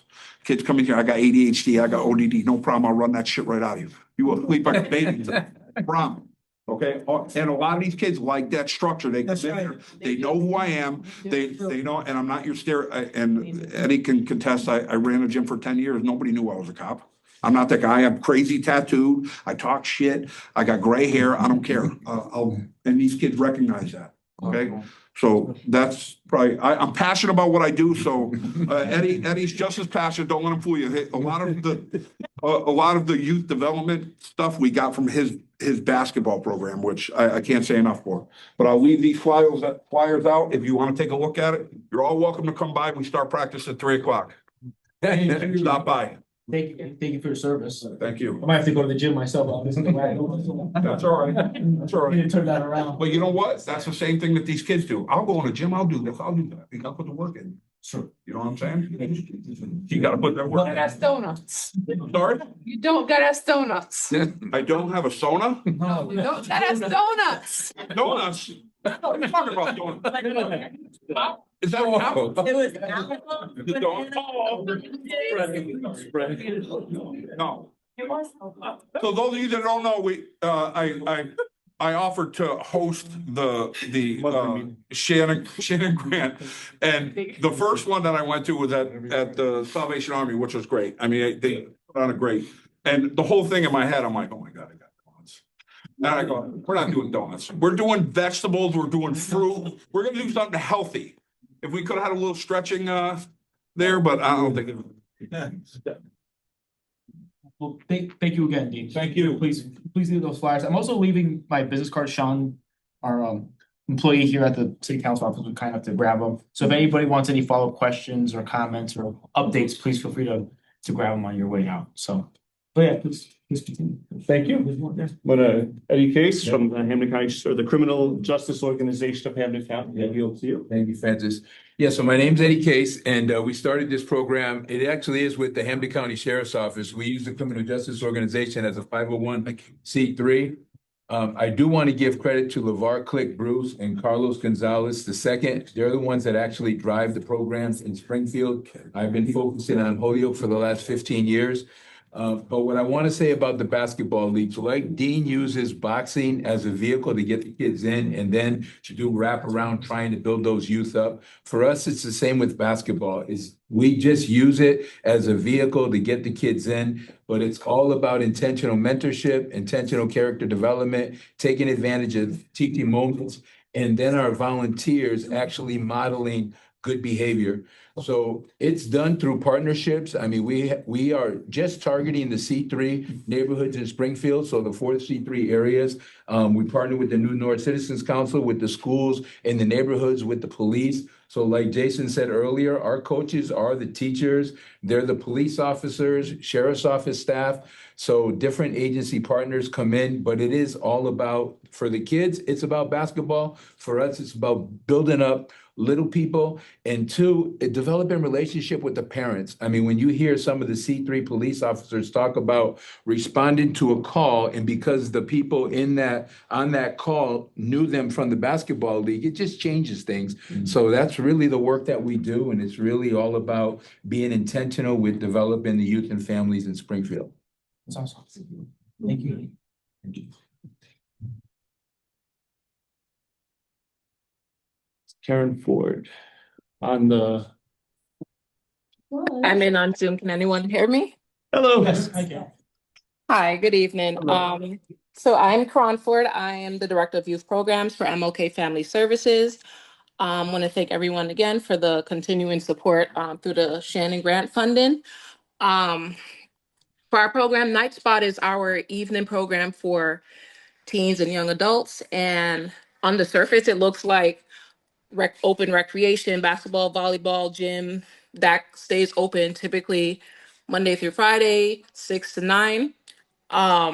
But for us, like some others shared, recreation is mostly an entry point. So the deeper impact really comes from the relationships, the mentorship, the conversations, and the consistency that happens once young people really walk through the doors. So one of our biggest strengths of our programming is really continuity. So we're able to provide the youth over the time. So many of our young people first come to us through after school programs, and we've been really intentional about building bridge programming that keeps them connected as they grow older instead of aging out of programs and then disconnected from the positive support systems that we have. So that continuity really allows us to build on the relationships that already exist with the youth and the families. So staff know our young people, they know their strengths, their struggles, their personalities, and their growth over time. And we've been really intentional of keeping these kids as they're leaving after school programs, getting them into other programs in the evenings, getting them into all of these other opportunities, and continuing to retain them. So during the school year, a lot of youth are engaged with us from 3 p.m. to 8 p.m. between after school and night spot programming. And in the summer, we'll have a lot of campers that stay for extended night spot hours. So we extend to run 5 p.m. to 10 p.m. during the summer. So some of our campers will come to us for summer camp, and it'll open at 8 o'clock. And if they're night spot eligible, then they're with us maybe until 9, 10 o'clock. So we do have some young people that are with us throughout the entire day from morning to end. And I think that really speaks to the structured environments and being surrounded by really trusted adults and positive peers. We're also really passionate about creating non-competitive spaces for sports, so where youth of different skills and abilities can feel comfortable participating. So not every young person is going to really see themselves as athletic. And we intentionally try to create spaces where our young people can learn, they can fail, they can grow, they can build confidence, and they don't really have to be embarrassed. So we run sports clinics where we'll have older youth mentor some of the younger participants, and some of the best moments that we might see coming out would be youth of different ages and abilities playing side by side every night and really building and really encouraging each other. And a lot of the really deeper work that we have will be through our No Cap Bro and No Cap Sis programs. So these are really spaces where our youth can have honest conversations about violence in the community, about grief, about retaliation, about depression, about family instability, about substance abuse and decision making. And these are really spaces where they're not lectures, like we're really having intentional and meaningful conversations. And what's really impactful about it is that we create an intergenerational piece. So we're bringing in mentors and professional and just regular everyday community members. And we're always looking for people to really come in and have honest conversations, not of I've achieved, but like we've had people come in and talk about being incarcerated and talk about teen pregnancy and talk about these things and being able to have our teens understand that we're real people, you're a real person too, and we can talk about these experiences and maybe something from my hurt can help you not roll down and not make some of the same mistakes. So that's been really beneficial. We're housed in the community center, so that gives us the opportunity to connect youth and families to additional resources they might need, like our food pantry or any other family supports. And over time, a lot of our youth have the opportunity to transition from Night Spot into our Springfield Empowerment Zone stipend leadership programs or our youth mental health beat the odds program cohort, which is funded through the Office of Problem Gambling. So I think at the end of the day, violence prevention isn't just about really responding after something goes wrong, but it's also creating spaces where our young people have trusted relationships and opportunities and accountability and support and really somewhere positive to go before situations reach a crisis point. And I think for us, that's what Night Spot and our No Cap programs are really about. Awesome. Excellent. Thank you very much. Is Randy on? I didn't see him. All right. You want me to just switch to the next one since they're not? Oh, yeah, that'd be problem. I'm sorry, I can't really see the comment at the bottom of the Zoom there, but you might still. Have to jump off the Zoom. Okay, yeah, no problem, Lieutenant. Thank you. Thank you for joining us. Thank you, Lieutenant. Yeah, if you wouldn't mind just going to the next slide, see who's available to speak. Sure. Kojic. Is the Reverend Talbert Swan on? Okay. Latino Economic. Right here. Ooh, thank you. I am Francina Bryan. I am the Executive Director of Families Against Violence, and the Latino Economic Development is the Legacy Economic Development. So they changed it, and they're not Latino Economic Development anymore. They're Legacy Economic Development, and they are our sponsor. So they sponsored us, so that we can be able to get the grant, but we have been doing the work out here. I am the Executive Director of Families Against Violence, and what we do is support and advocate for families who are victim or has been affected by some type of violence. I have been dealing with youth, and I have been dealing with family for many years. I had two sons that was murdered in 2006. One was 2006 and the other one was 22. And I have been doing the work ever since 2004, when Miss Sheila Shepherd, her two sons or two twins was murdered. And I didn't know anything about what was going on. Only thing I knew was just that I needed to be there for her. I always had a heart and a passion for people and for youth. And where I lived, because I went through a lot of things going in my life, but what I did, my passion was with youth. I have 6 kids, and out of 6 kids, I end up gaining 100 kids because of the passion that I have. So, and what my house was was a safe haven spot for kids that was out in the streets, that they were calling themselves as gang members or crew members. They wasn't calling themselves gang members, they were just crew members that was hanging around each other, where they played basketball, what they doing. They used to go to the boys and clubs on Carew Street. I know the Shepherd boys and my son, the Narcissus boys, used to be up on Carew Street. That's where they play ball. So after that, they would come down there, would sit there, but they knew when they came to my house, they knew to respect it. They knew there wasn't no gang activities or whatever the case may be, all that stuff was going on. But they knew they got fed. They knew that when their mothers, when they wasn't being obedient to their parents, they knew where to the point that if they came to my house, they knew I was calling their parents. And 9 times out of 10, the parents didn't want to have anything to do with them, or way too much, they didn't know how to handle them. So I was able to be that mom figure to them. And I don't know, it's because of some of their trauma, the parents' trauma that they've been going through, but they wasn't able to take time with these youth or, understand their youth. And a lot of them, they are going through some childhood trauma. A lot of them where they've been abused, a lot of them have they've been physically abused, a lot of them where they are being bullied, where to the point they talk about it to me. These kids have to have a relationship or to be able to trust you in order to be able to talk to you or to get out what some of the things that they're going through. And that's where when we was Mothers on a Mission, and then when we came that we was Families United, and then where to the point I got tired of it because of something. I was tired of every time I turn around burying children or going to their funerals. Every time there was someone that was getting shot, I was at the hospital. I was at Bay State where I was the first one there. Sometimes I would beat their family there. And I was there, advocating for families. I was there supporting them when they see me because I lost my first son. When they saw me coming, they was like, oh God, here she come. Oh God, did my loved one pass away? I said, no, we are here for support. We sat there, we support them, we guided them, and we guided and helped them and supported their funerals. So anytime that there was a funeral service, we let them know that there is a funding out there where the city pays $13,000 for a funeral.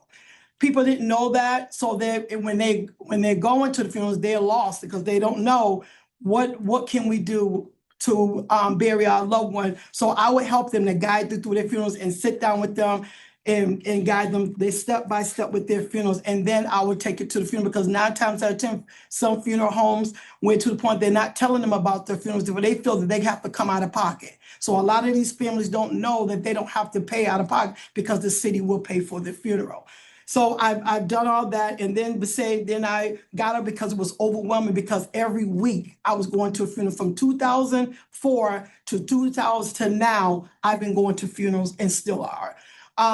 So now what we do with I end up in Boston where Aaron Hernandez had killed Olden Lloyd. I went up there because I got away, moved away, went up there and helped and supported that family as well. I thought I was getting away from all the gun violence here and end up going to Boston and going through more gun violence because it was more and more gun violence there than it was here. So I end up coming back and still dealing with the same thing because now families are calling me. We don't know what to do. What do we do? What we do? And then we're to the point that where they're getting locked up, where I will go to the juvenile court, when I will go and advocate for them, where I will go to a superior court, or when I go to district court, I will go in there, where I will go in matter of fact, one of our commissions, Jonathan Damaris, he was one of, he was on the Zoom, but he had got off because he had a client. So where we would go and advocate for these youth to keep them out of jail, so the judge will not give them 3 years or 5 years, where one time we did go in there into the court and I asked the judge, may I say something? He said, yes. And I told him who I was. So, and letting them know that we are here to support them.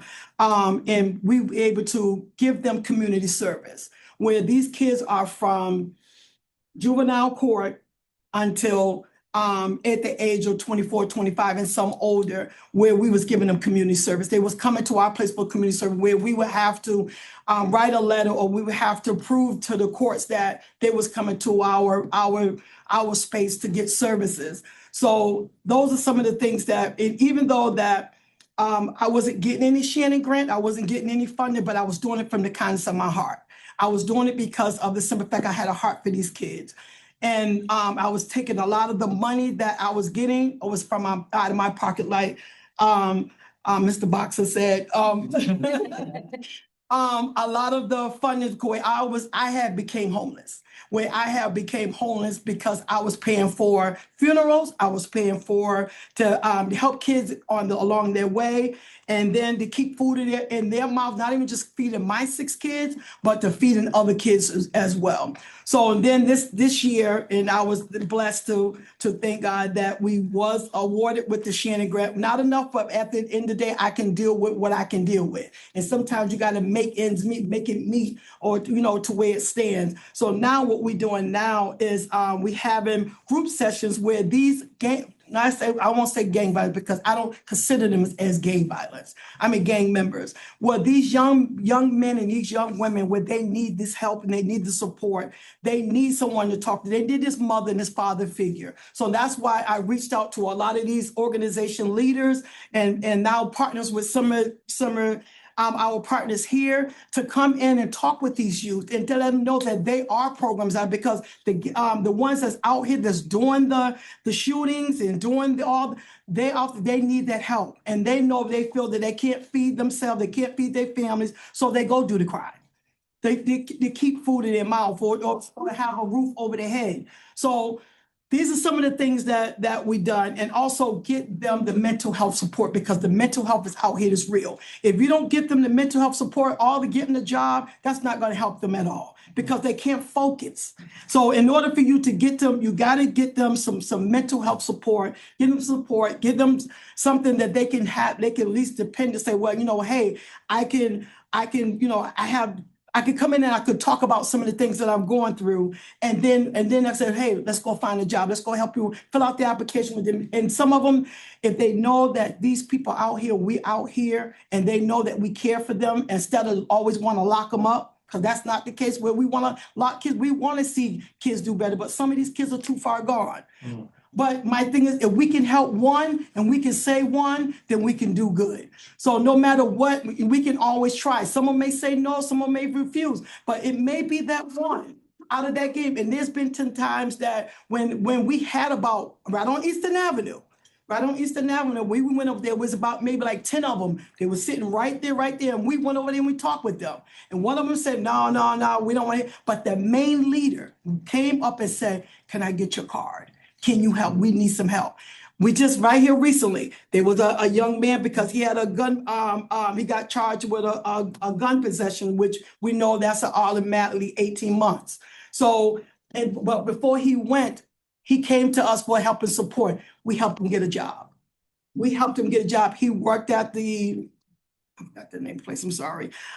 We helped him get a job. He worked until it was time for him to go and serve his time. So until that, the judge did say, because of what you're doing, you didn't put yourself into a program where the program is helping you. And we gave him a letter. We did all what we're supposed to do. Soon as we gave him that, next thing you know, so he did a little bit less, not is 18 months, but they reduced his sentence.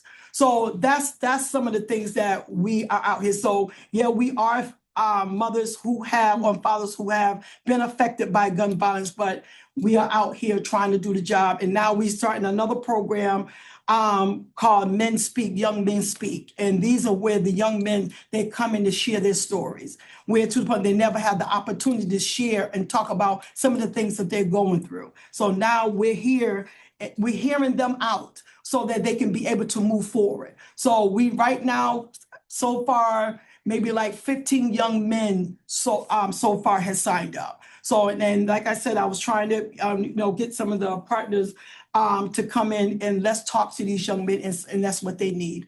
So, basically the counseling is what they need. The support is what they need. And just sitting here and listening to them and hearing them out and get them help. And now we just recently had a young lady where she's 15 years old, where now she's coming in for support because of her past trauma or things that she's going through. So, and also I just came from Menajon School out there in Wilbraham, where 18-year-old committed suicide. So now, God bless you. Now all these kids that in that school have been affected by what he had done, that he committed suicide. So now they're affected. So I went out there and sat at a table just like this and sat down and talked with the 5 youth 5 youth that's just traumatized, going through the loss of their friend. So, and thinking that that's what they want to do. Well, my friend lost his life, so I don't want to live anymore, you know, because he shot himself in the head. So my thing is that at the end of the day, these kids are, and these, not even just the kids, but the teachers was affected by it. So that's some of the things that we do. And then do just the PFA trauma. I am PFA trauma. Sorry. Yes, because I'm talking too much. But I am trauma response trained, and also, you know, so that's how we was able to sit down and just talk with some of these youth. And I just think we did get another grant, and the grant that was is to help families to get, you know, help them with furniture. We do Bob's Discount Furniture cards. So if they need furniture, if they need food, I give them cards. So if they need food, we do give out gift cards. So so that's some of the things we do. It's on and on and on, but that's some of the main points that we do. Thank you so much. Thank you for sharing. The Boys and Girls Club Family Center is Dr. Jada Waters on.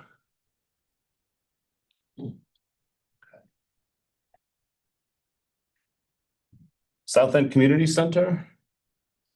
Is Tony on? Tony, if you're there, feel free to speak up. No. Okay. Greater New Life, is Jackie there? Jackie. Grit and Gratitude.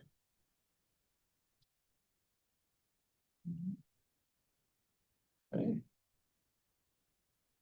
So that's all the partners, and one of the, I don't know if you want to make a closing. One of the things is, you know, I'm the researcher for this grant, you know, I help provide some of the numbers, but everybody has all these numbers, you know, statistics and all of that. The one thing that it's very important that we understand is that each number represents a person. And it sometimes gets carried or gets taken away. It's like, oh, well, this percentage and that we helped 600. Those are 620 people we helped. If we can reduce the violence, that's even on, like you said, one person, that has a ripple effect between brothers, fathers, mothers, sisters, everybody. And that's, you know, we do this work to help people, but unfortunately, they don't always see the good stuff. That's why we had some quotes up there and some reactions from the participants from the different programs.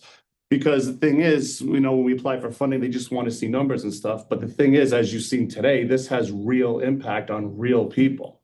And, you know, there's a lot of positive stuff going on. So it's important just to remember, you know, that, you know, we are helping people. So if I could share one, I'm going to share a story real quick. And if you guys don't mind, I know we've been here a while, but and I'm not going to mention his name because some of you might know him or his family. Like I said, I was a police officer for 25 years. When I sat in roll call on the midnight shift, there was a big board with all the gang members in the city. And there was one, I don't know why he drew it to me, but he was one of a big Eastern Ave guys, gang guy, drug guy, bad kid. I used to look at his picture standing in a roll call every day. I'd look at him and I'd be like, that's the bad guy. That's who we got to go find. Okay. I went into street crimes units. I spent 3 years in a street crimes unit chasing this guy. I went into narcs. I did 3 controlled buys out of his house, hit his house with a warrant, got guns and drugs out of it. Okay. Bad guy. One day, which is later when I opened a gym, my first gym was on Belmont Ave, right on the corner of Belmont and Locust. I was coming up Belmont Ave. We get a call for home invasion, which really wasn't a home invasion. It was a guy going to collect money. Guy opened the door, he punched him in the face, took his money and walked off. They gave the description of the guy. I'm coming up the street. Here's the description. Here's the guy walking down the street. So I get out and say, hey, just let me see your hands real quick. Just come over and talk to me.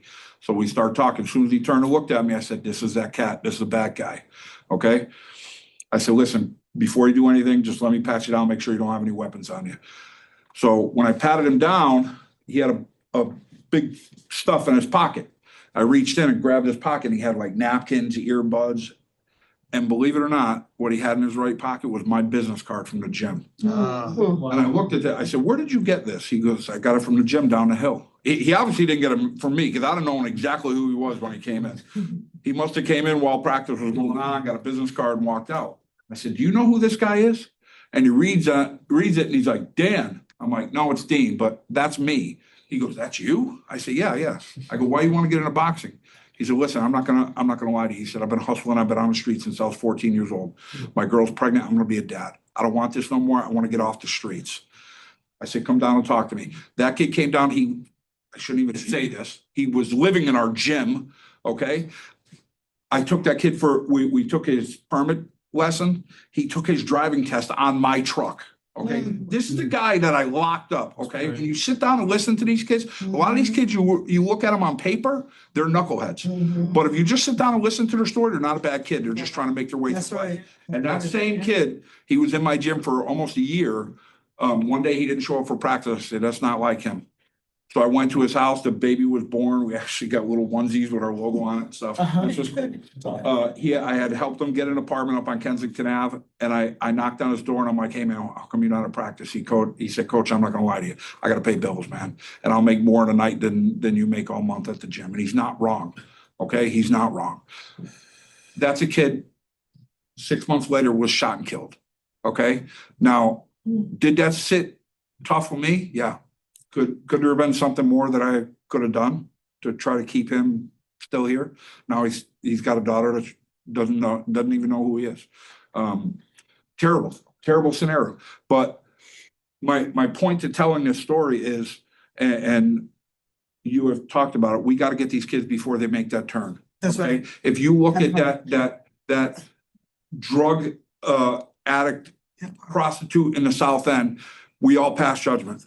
But that same girl was a vibrant little girl. And she might have sat next to you in the 5th grade. And she had dreams and aspirations. It wasn't to be doing what she's doing now.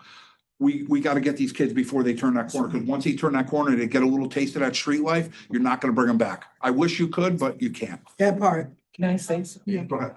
Hi, good afternoon. My name is Rhonda Ladley. I'm a public citizen. I just came here because I heard about the grant and I wanted to get information on it. But I've been hearing a lot about Eastern Avenue and Pendleton Avenue. I grew up on Pendleton Avenue. I'm a retired Springfield public school teacher with 25 years in the system. I'm also 6 years in the United States Army.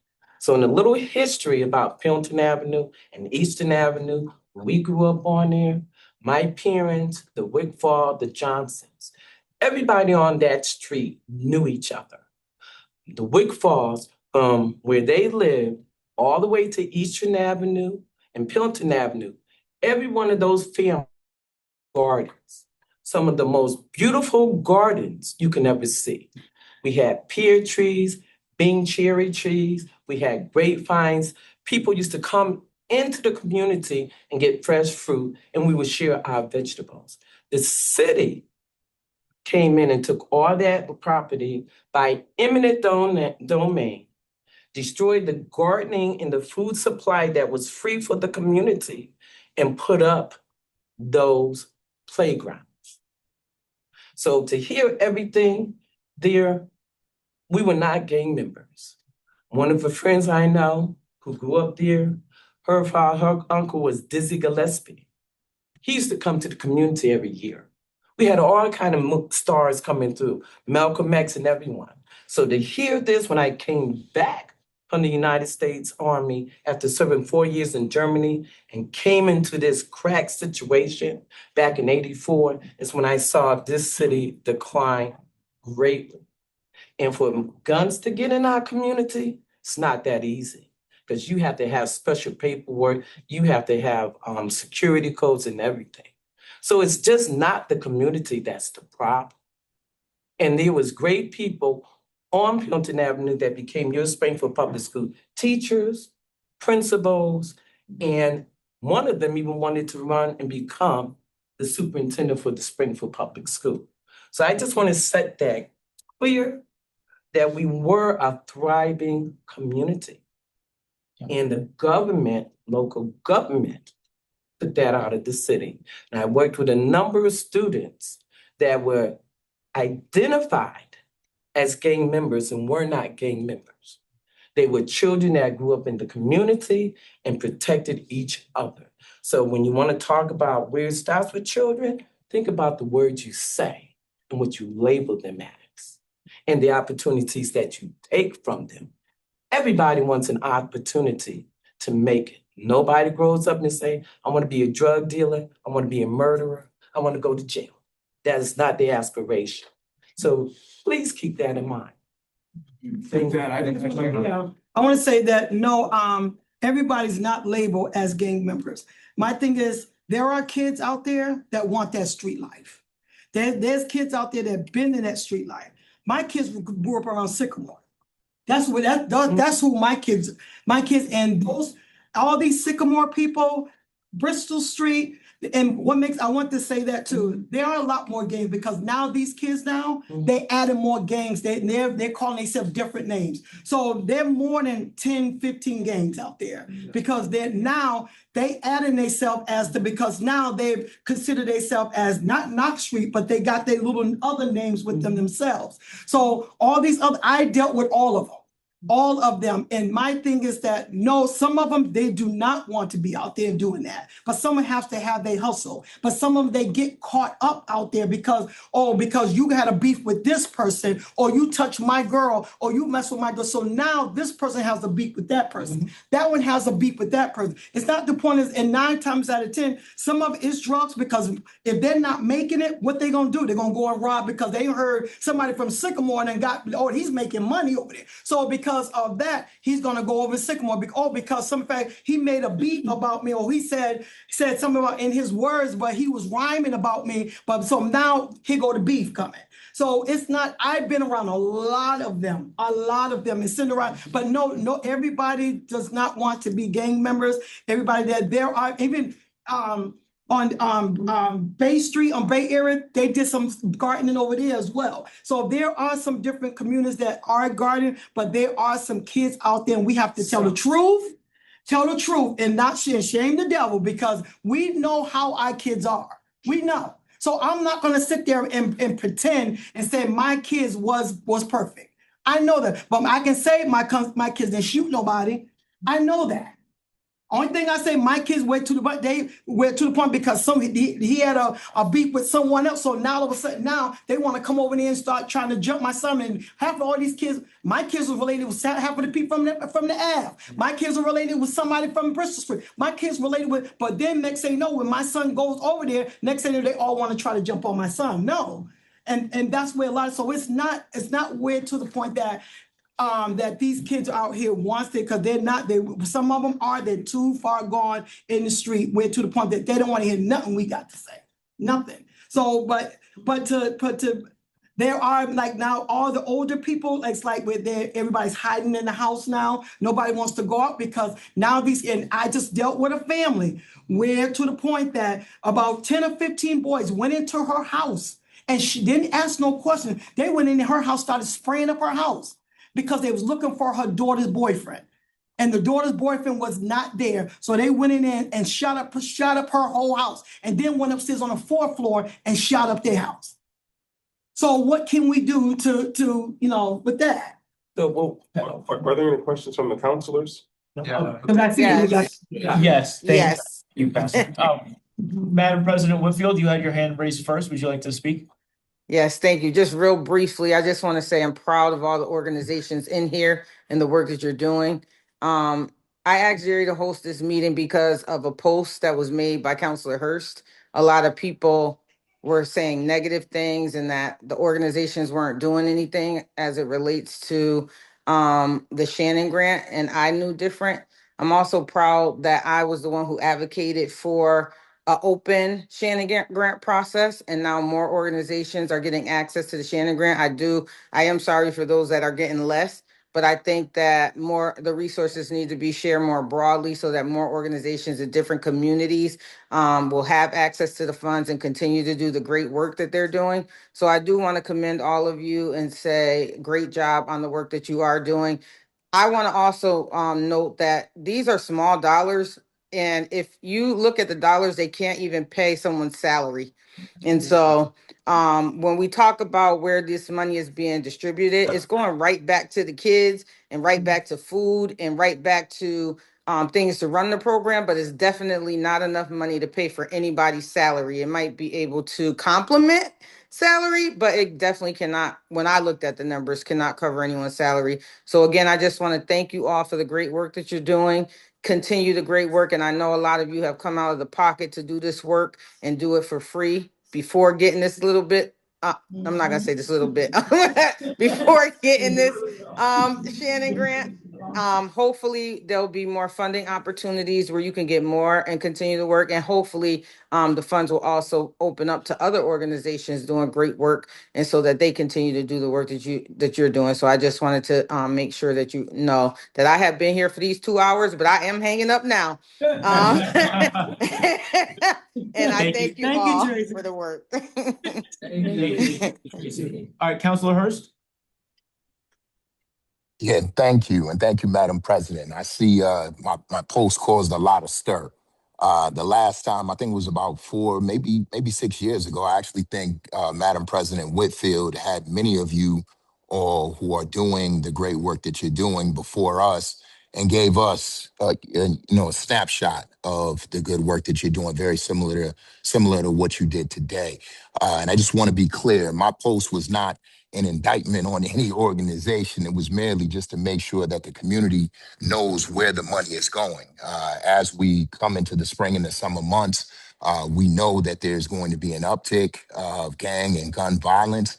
And so people need to know where to point people to in the event that they can provide assistance.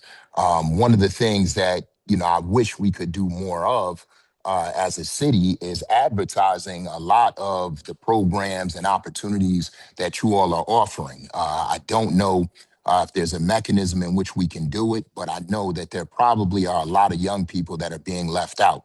And so to the extent that, obviously we'll share what it is that that you all have expressed today, but I think of even like the Salvation Army. When you think of, the Salvation Army, that's not what it is that, what you explained today is not what it is that your average person is going to think of. And so if if there are opportunities that our young people can take advantage of, we certainly want to share that information. So to the extent you all can get us that information, it would be even better. What I would like to know, and certainly not for this meeting because these typically do take a while, but it's good information. I would like to have access to the applications just to make sure that folks are doing what it is that they say they're going to do. I know many of you all in this room are doing what it is that you say you're going to do, but I do think there ought to be some sort of checks and balances, and I think the community ought to be the one to conduct those checks and balances, as well as the city. So that would be nice information, Jerry, if we could get. And just the other thing that I'll say, and again, the overwhelming majority of those who have applied for the Shannon Grant, I know are doing good work. But there are one or two that I know aren't doing the work. And, my frustration is that some of you all could be utilizing that money, especially considering that there were cuts across the board to the Shannon Grant. And I think I see Kareem from the Wake Up Movement in the back, but that is one of those organizations that I know and is doing good work, and that advertises the good work and ought to be a recipient of the Shannon Grant. I'm hopeful that, if you didn't apply, that you do apply. But nothing frustrates me more as a former educator when folks aren't pulling their weight. And if you say you're going to do something, that I want to see you doing it. And again, I don't want to cast any aspersions on folks in this room. And, I also won't highlight who it is that I know is not doing the work. But there certainly is one or two organizations who are not doing the work, and it's not fair to everybody who is. So with that being said, thank you, Jerry, Councilor Martin, for having this meeting. And thank you to all of you for the great work impacting our youth. As a former educator, I know what it takes. I know it's not easy, and you're often not thanked for your efforts. So thank you, thank you, thank you. I want to say ditto on Kyrene. Ditto. Yes, ditto on Kyrene. And also, yes, the accountability piece is very much needed. And good night, everyone. I'd like to address Councilor Hurst. I think when you put a post out like that, I would respectfully ask that you think about how it's perceived by the people in this room that are doing the work. My name is Liz Deneen. I'm the CEO of the YWCA. And I can tell you, sitting in this room for the last couple of hours, I'm in awe of what these different agencies are doing. And it felt as though we were under attack by you. And quite frankly, I didn't like it. So I came down to support my team because I'm incredibly impressed with the work they're doing. But as I sit here and I listen to what the Boys and Girls Club's doing, what all the other organizations in this group that are still here are doing, I'm in awe. So you and I are in agreement. I think what folks are doing is great work. What I don't do when I post is take into account individuals who may take it the wrong way. I do the best I can to put what it is that I see out there as the truth, and give it to the community. If there's additional context, that may be needed, I'll certainly be the judge of it. My post was not an indictment on any of your organizations. In fact, I support many of your organizations and talk very highly of the work that it is that you're doing. So, I appreciate the feedback, but that certainly isn't going to dictate what it is that I do in the future. No doubt. Yeah. Hi, Kyla Kramer, grant administrator over at the police department. I have been the grant administrator since August 26th, 2025. Less than a year in this position. From when I started, there were no partner meetings. There was no accountability on what work they were doing. Since I've started, I have spreadsheets of things that I have asked certain partners. I've expanded the program from 13 partners to 17. As well, yes, we got cut this year, but we could have not included anybody and kept it the same. I wanted to expand it to there were 5 new partners this year. And as you saw, there are partners that did not attend this meeting. They do have programs that run at this time. And as we've seen, it is short-staffed, so they all hands on deck. I acknowledge that some partners may not show the work that they do, and I am aware of that, and I am keeping record, and I am holding these partners accountable. So in the last 8 months, I have really tried to turn this into a program that is recognized in the community as a success. And I want partners here that are actually willing to do the work and step up, even if it's a meeting like this on a random Thursday night, so the community can see and hear what's going on. You're doing a terrific job. Yeah, I must say, Keep up the great work. I think you're doing an excellent job. And if who is here and the programs that they're putting out in the community is a reflection of that, then you're doing a phenomenal job. Thank you. Great work, Caitlin. Great work. Yes. All right, Councilor Davila, you have a question or? Thank you, Mr. Chair. Well, join my colleagues by saying there was an absolutely wonderful presentation by all the players and all the stakeholders involved. I realize that we, the City Council, do approve a lot of Sharon, accept a lot of the Sharon Grant money, which in turn is distributed to you guys. And having a little bit of a check and balances is not a bad thing for anybody. I also want to make sure that I recognize the great work that you all have doing. And somebody made a comment a little while ago, even if we just impact one person and we say one life, is very worthy. I know I want to say briefly that myself, by profession, I'm a full-time paramedic, and I have been in some of those shootings. I have been the medical provider in those scenes. So I'm very aware, very familiarized with the trauma that happens. And this is going to be ongoing fight to save our kids and the city. But later on, if I may, Mr. Chair, maybe perhaps the young lady from the police department can provide me more information, because I just have one clarifying question. Did you guys say that we have 1,200 known gang members in the city? Is that correct at the beginning of the meeting? Approximately that. We don't have a definitive number, but it's approximately between 1,000 and 1,200 gang members in the city. Okay, and I believe you said, somebody said it was between the age of 10 to 24 years of age. 10 to 24 is the age of the Shannon youth. Right. I have a program to work with the youth from that age. Yeah, I have a book full of questions, but I'm going to ask you one question. Can you send me some data, some information?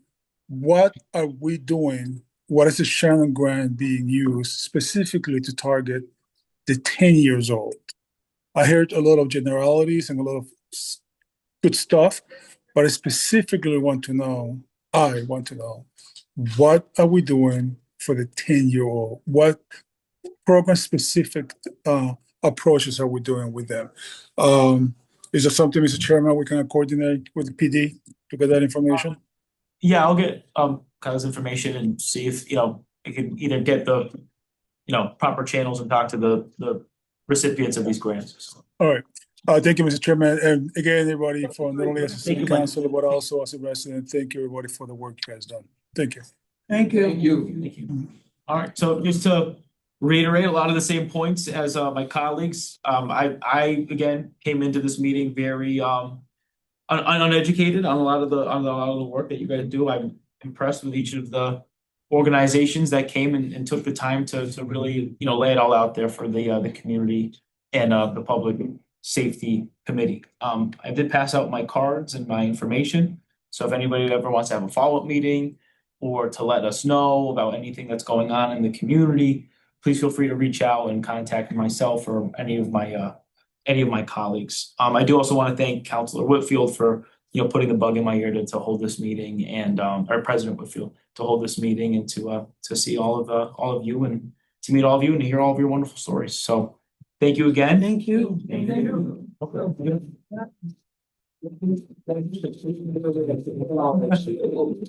So make a motion to end the meeting. So moved.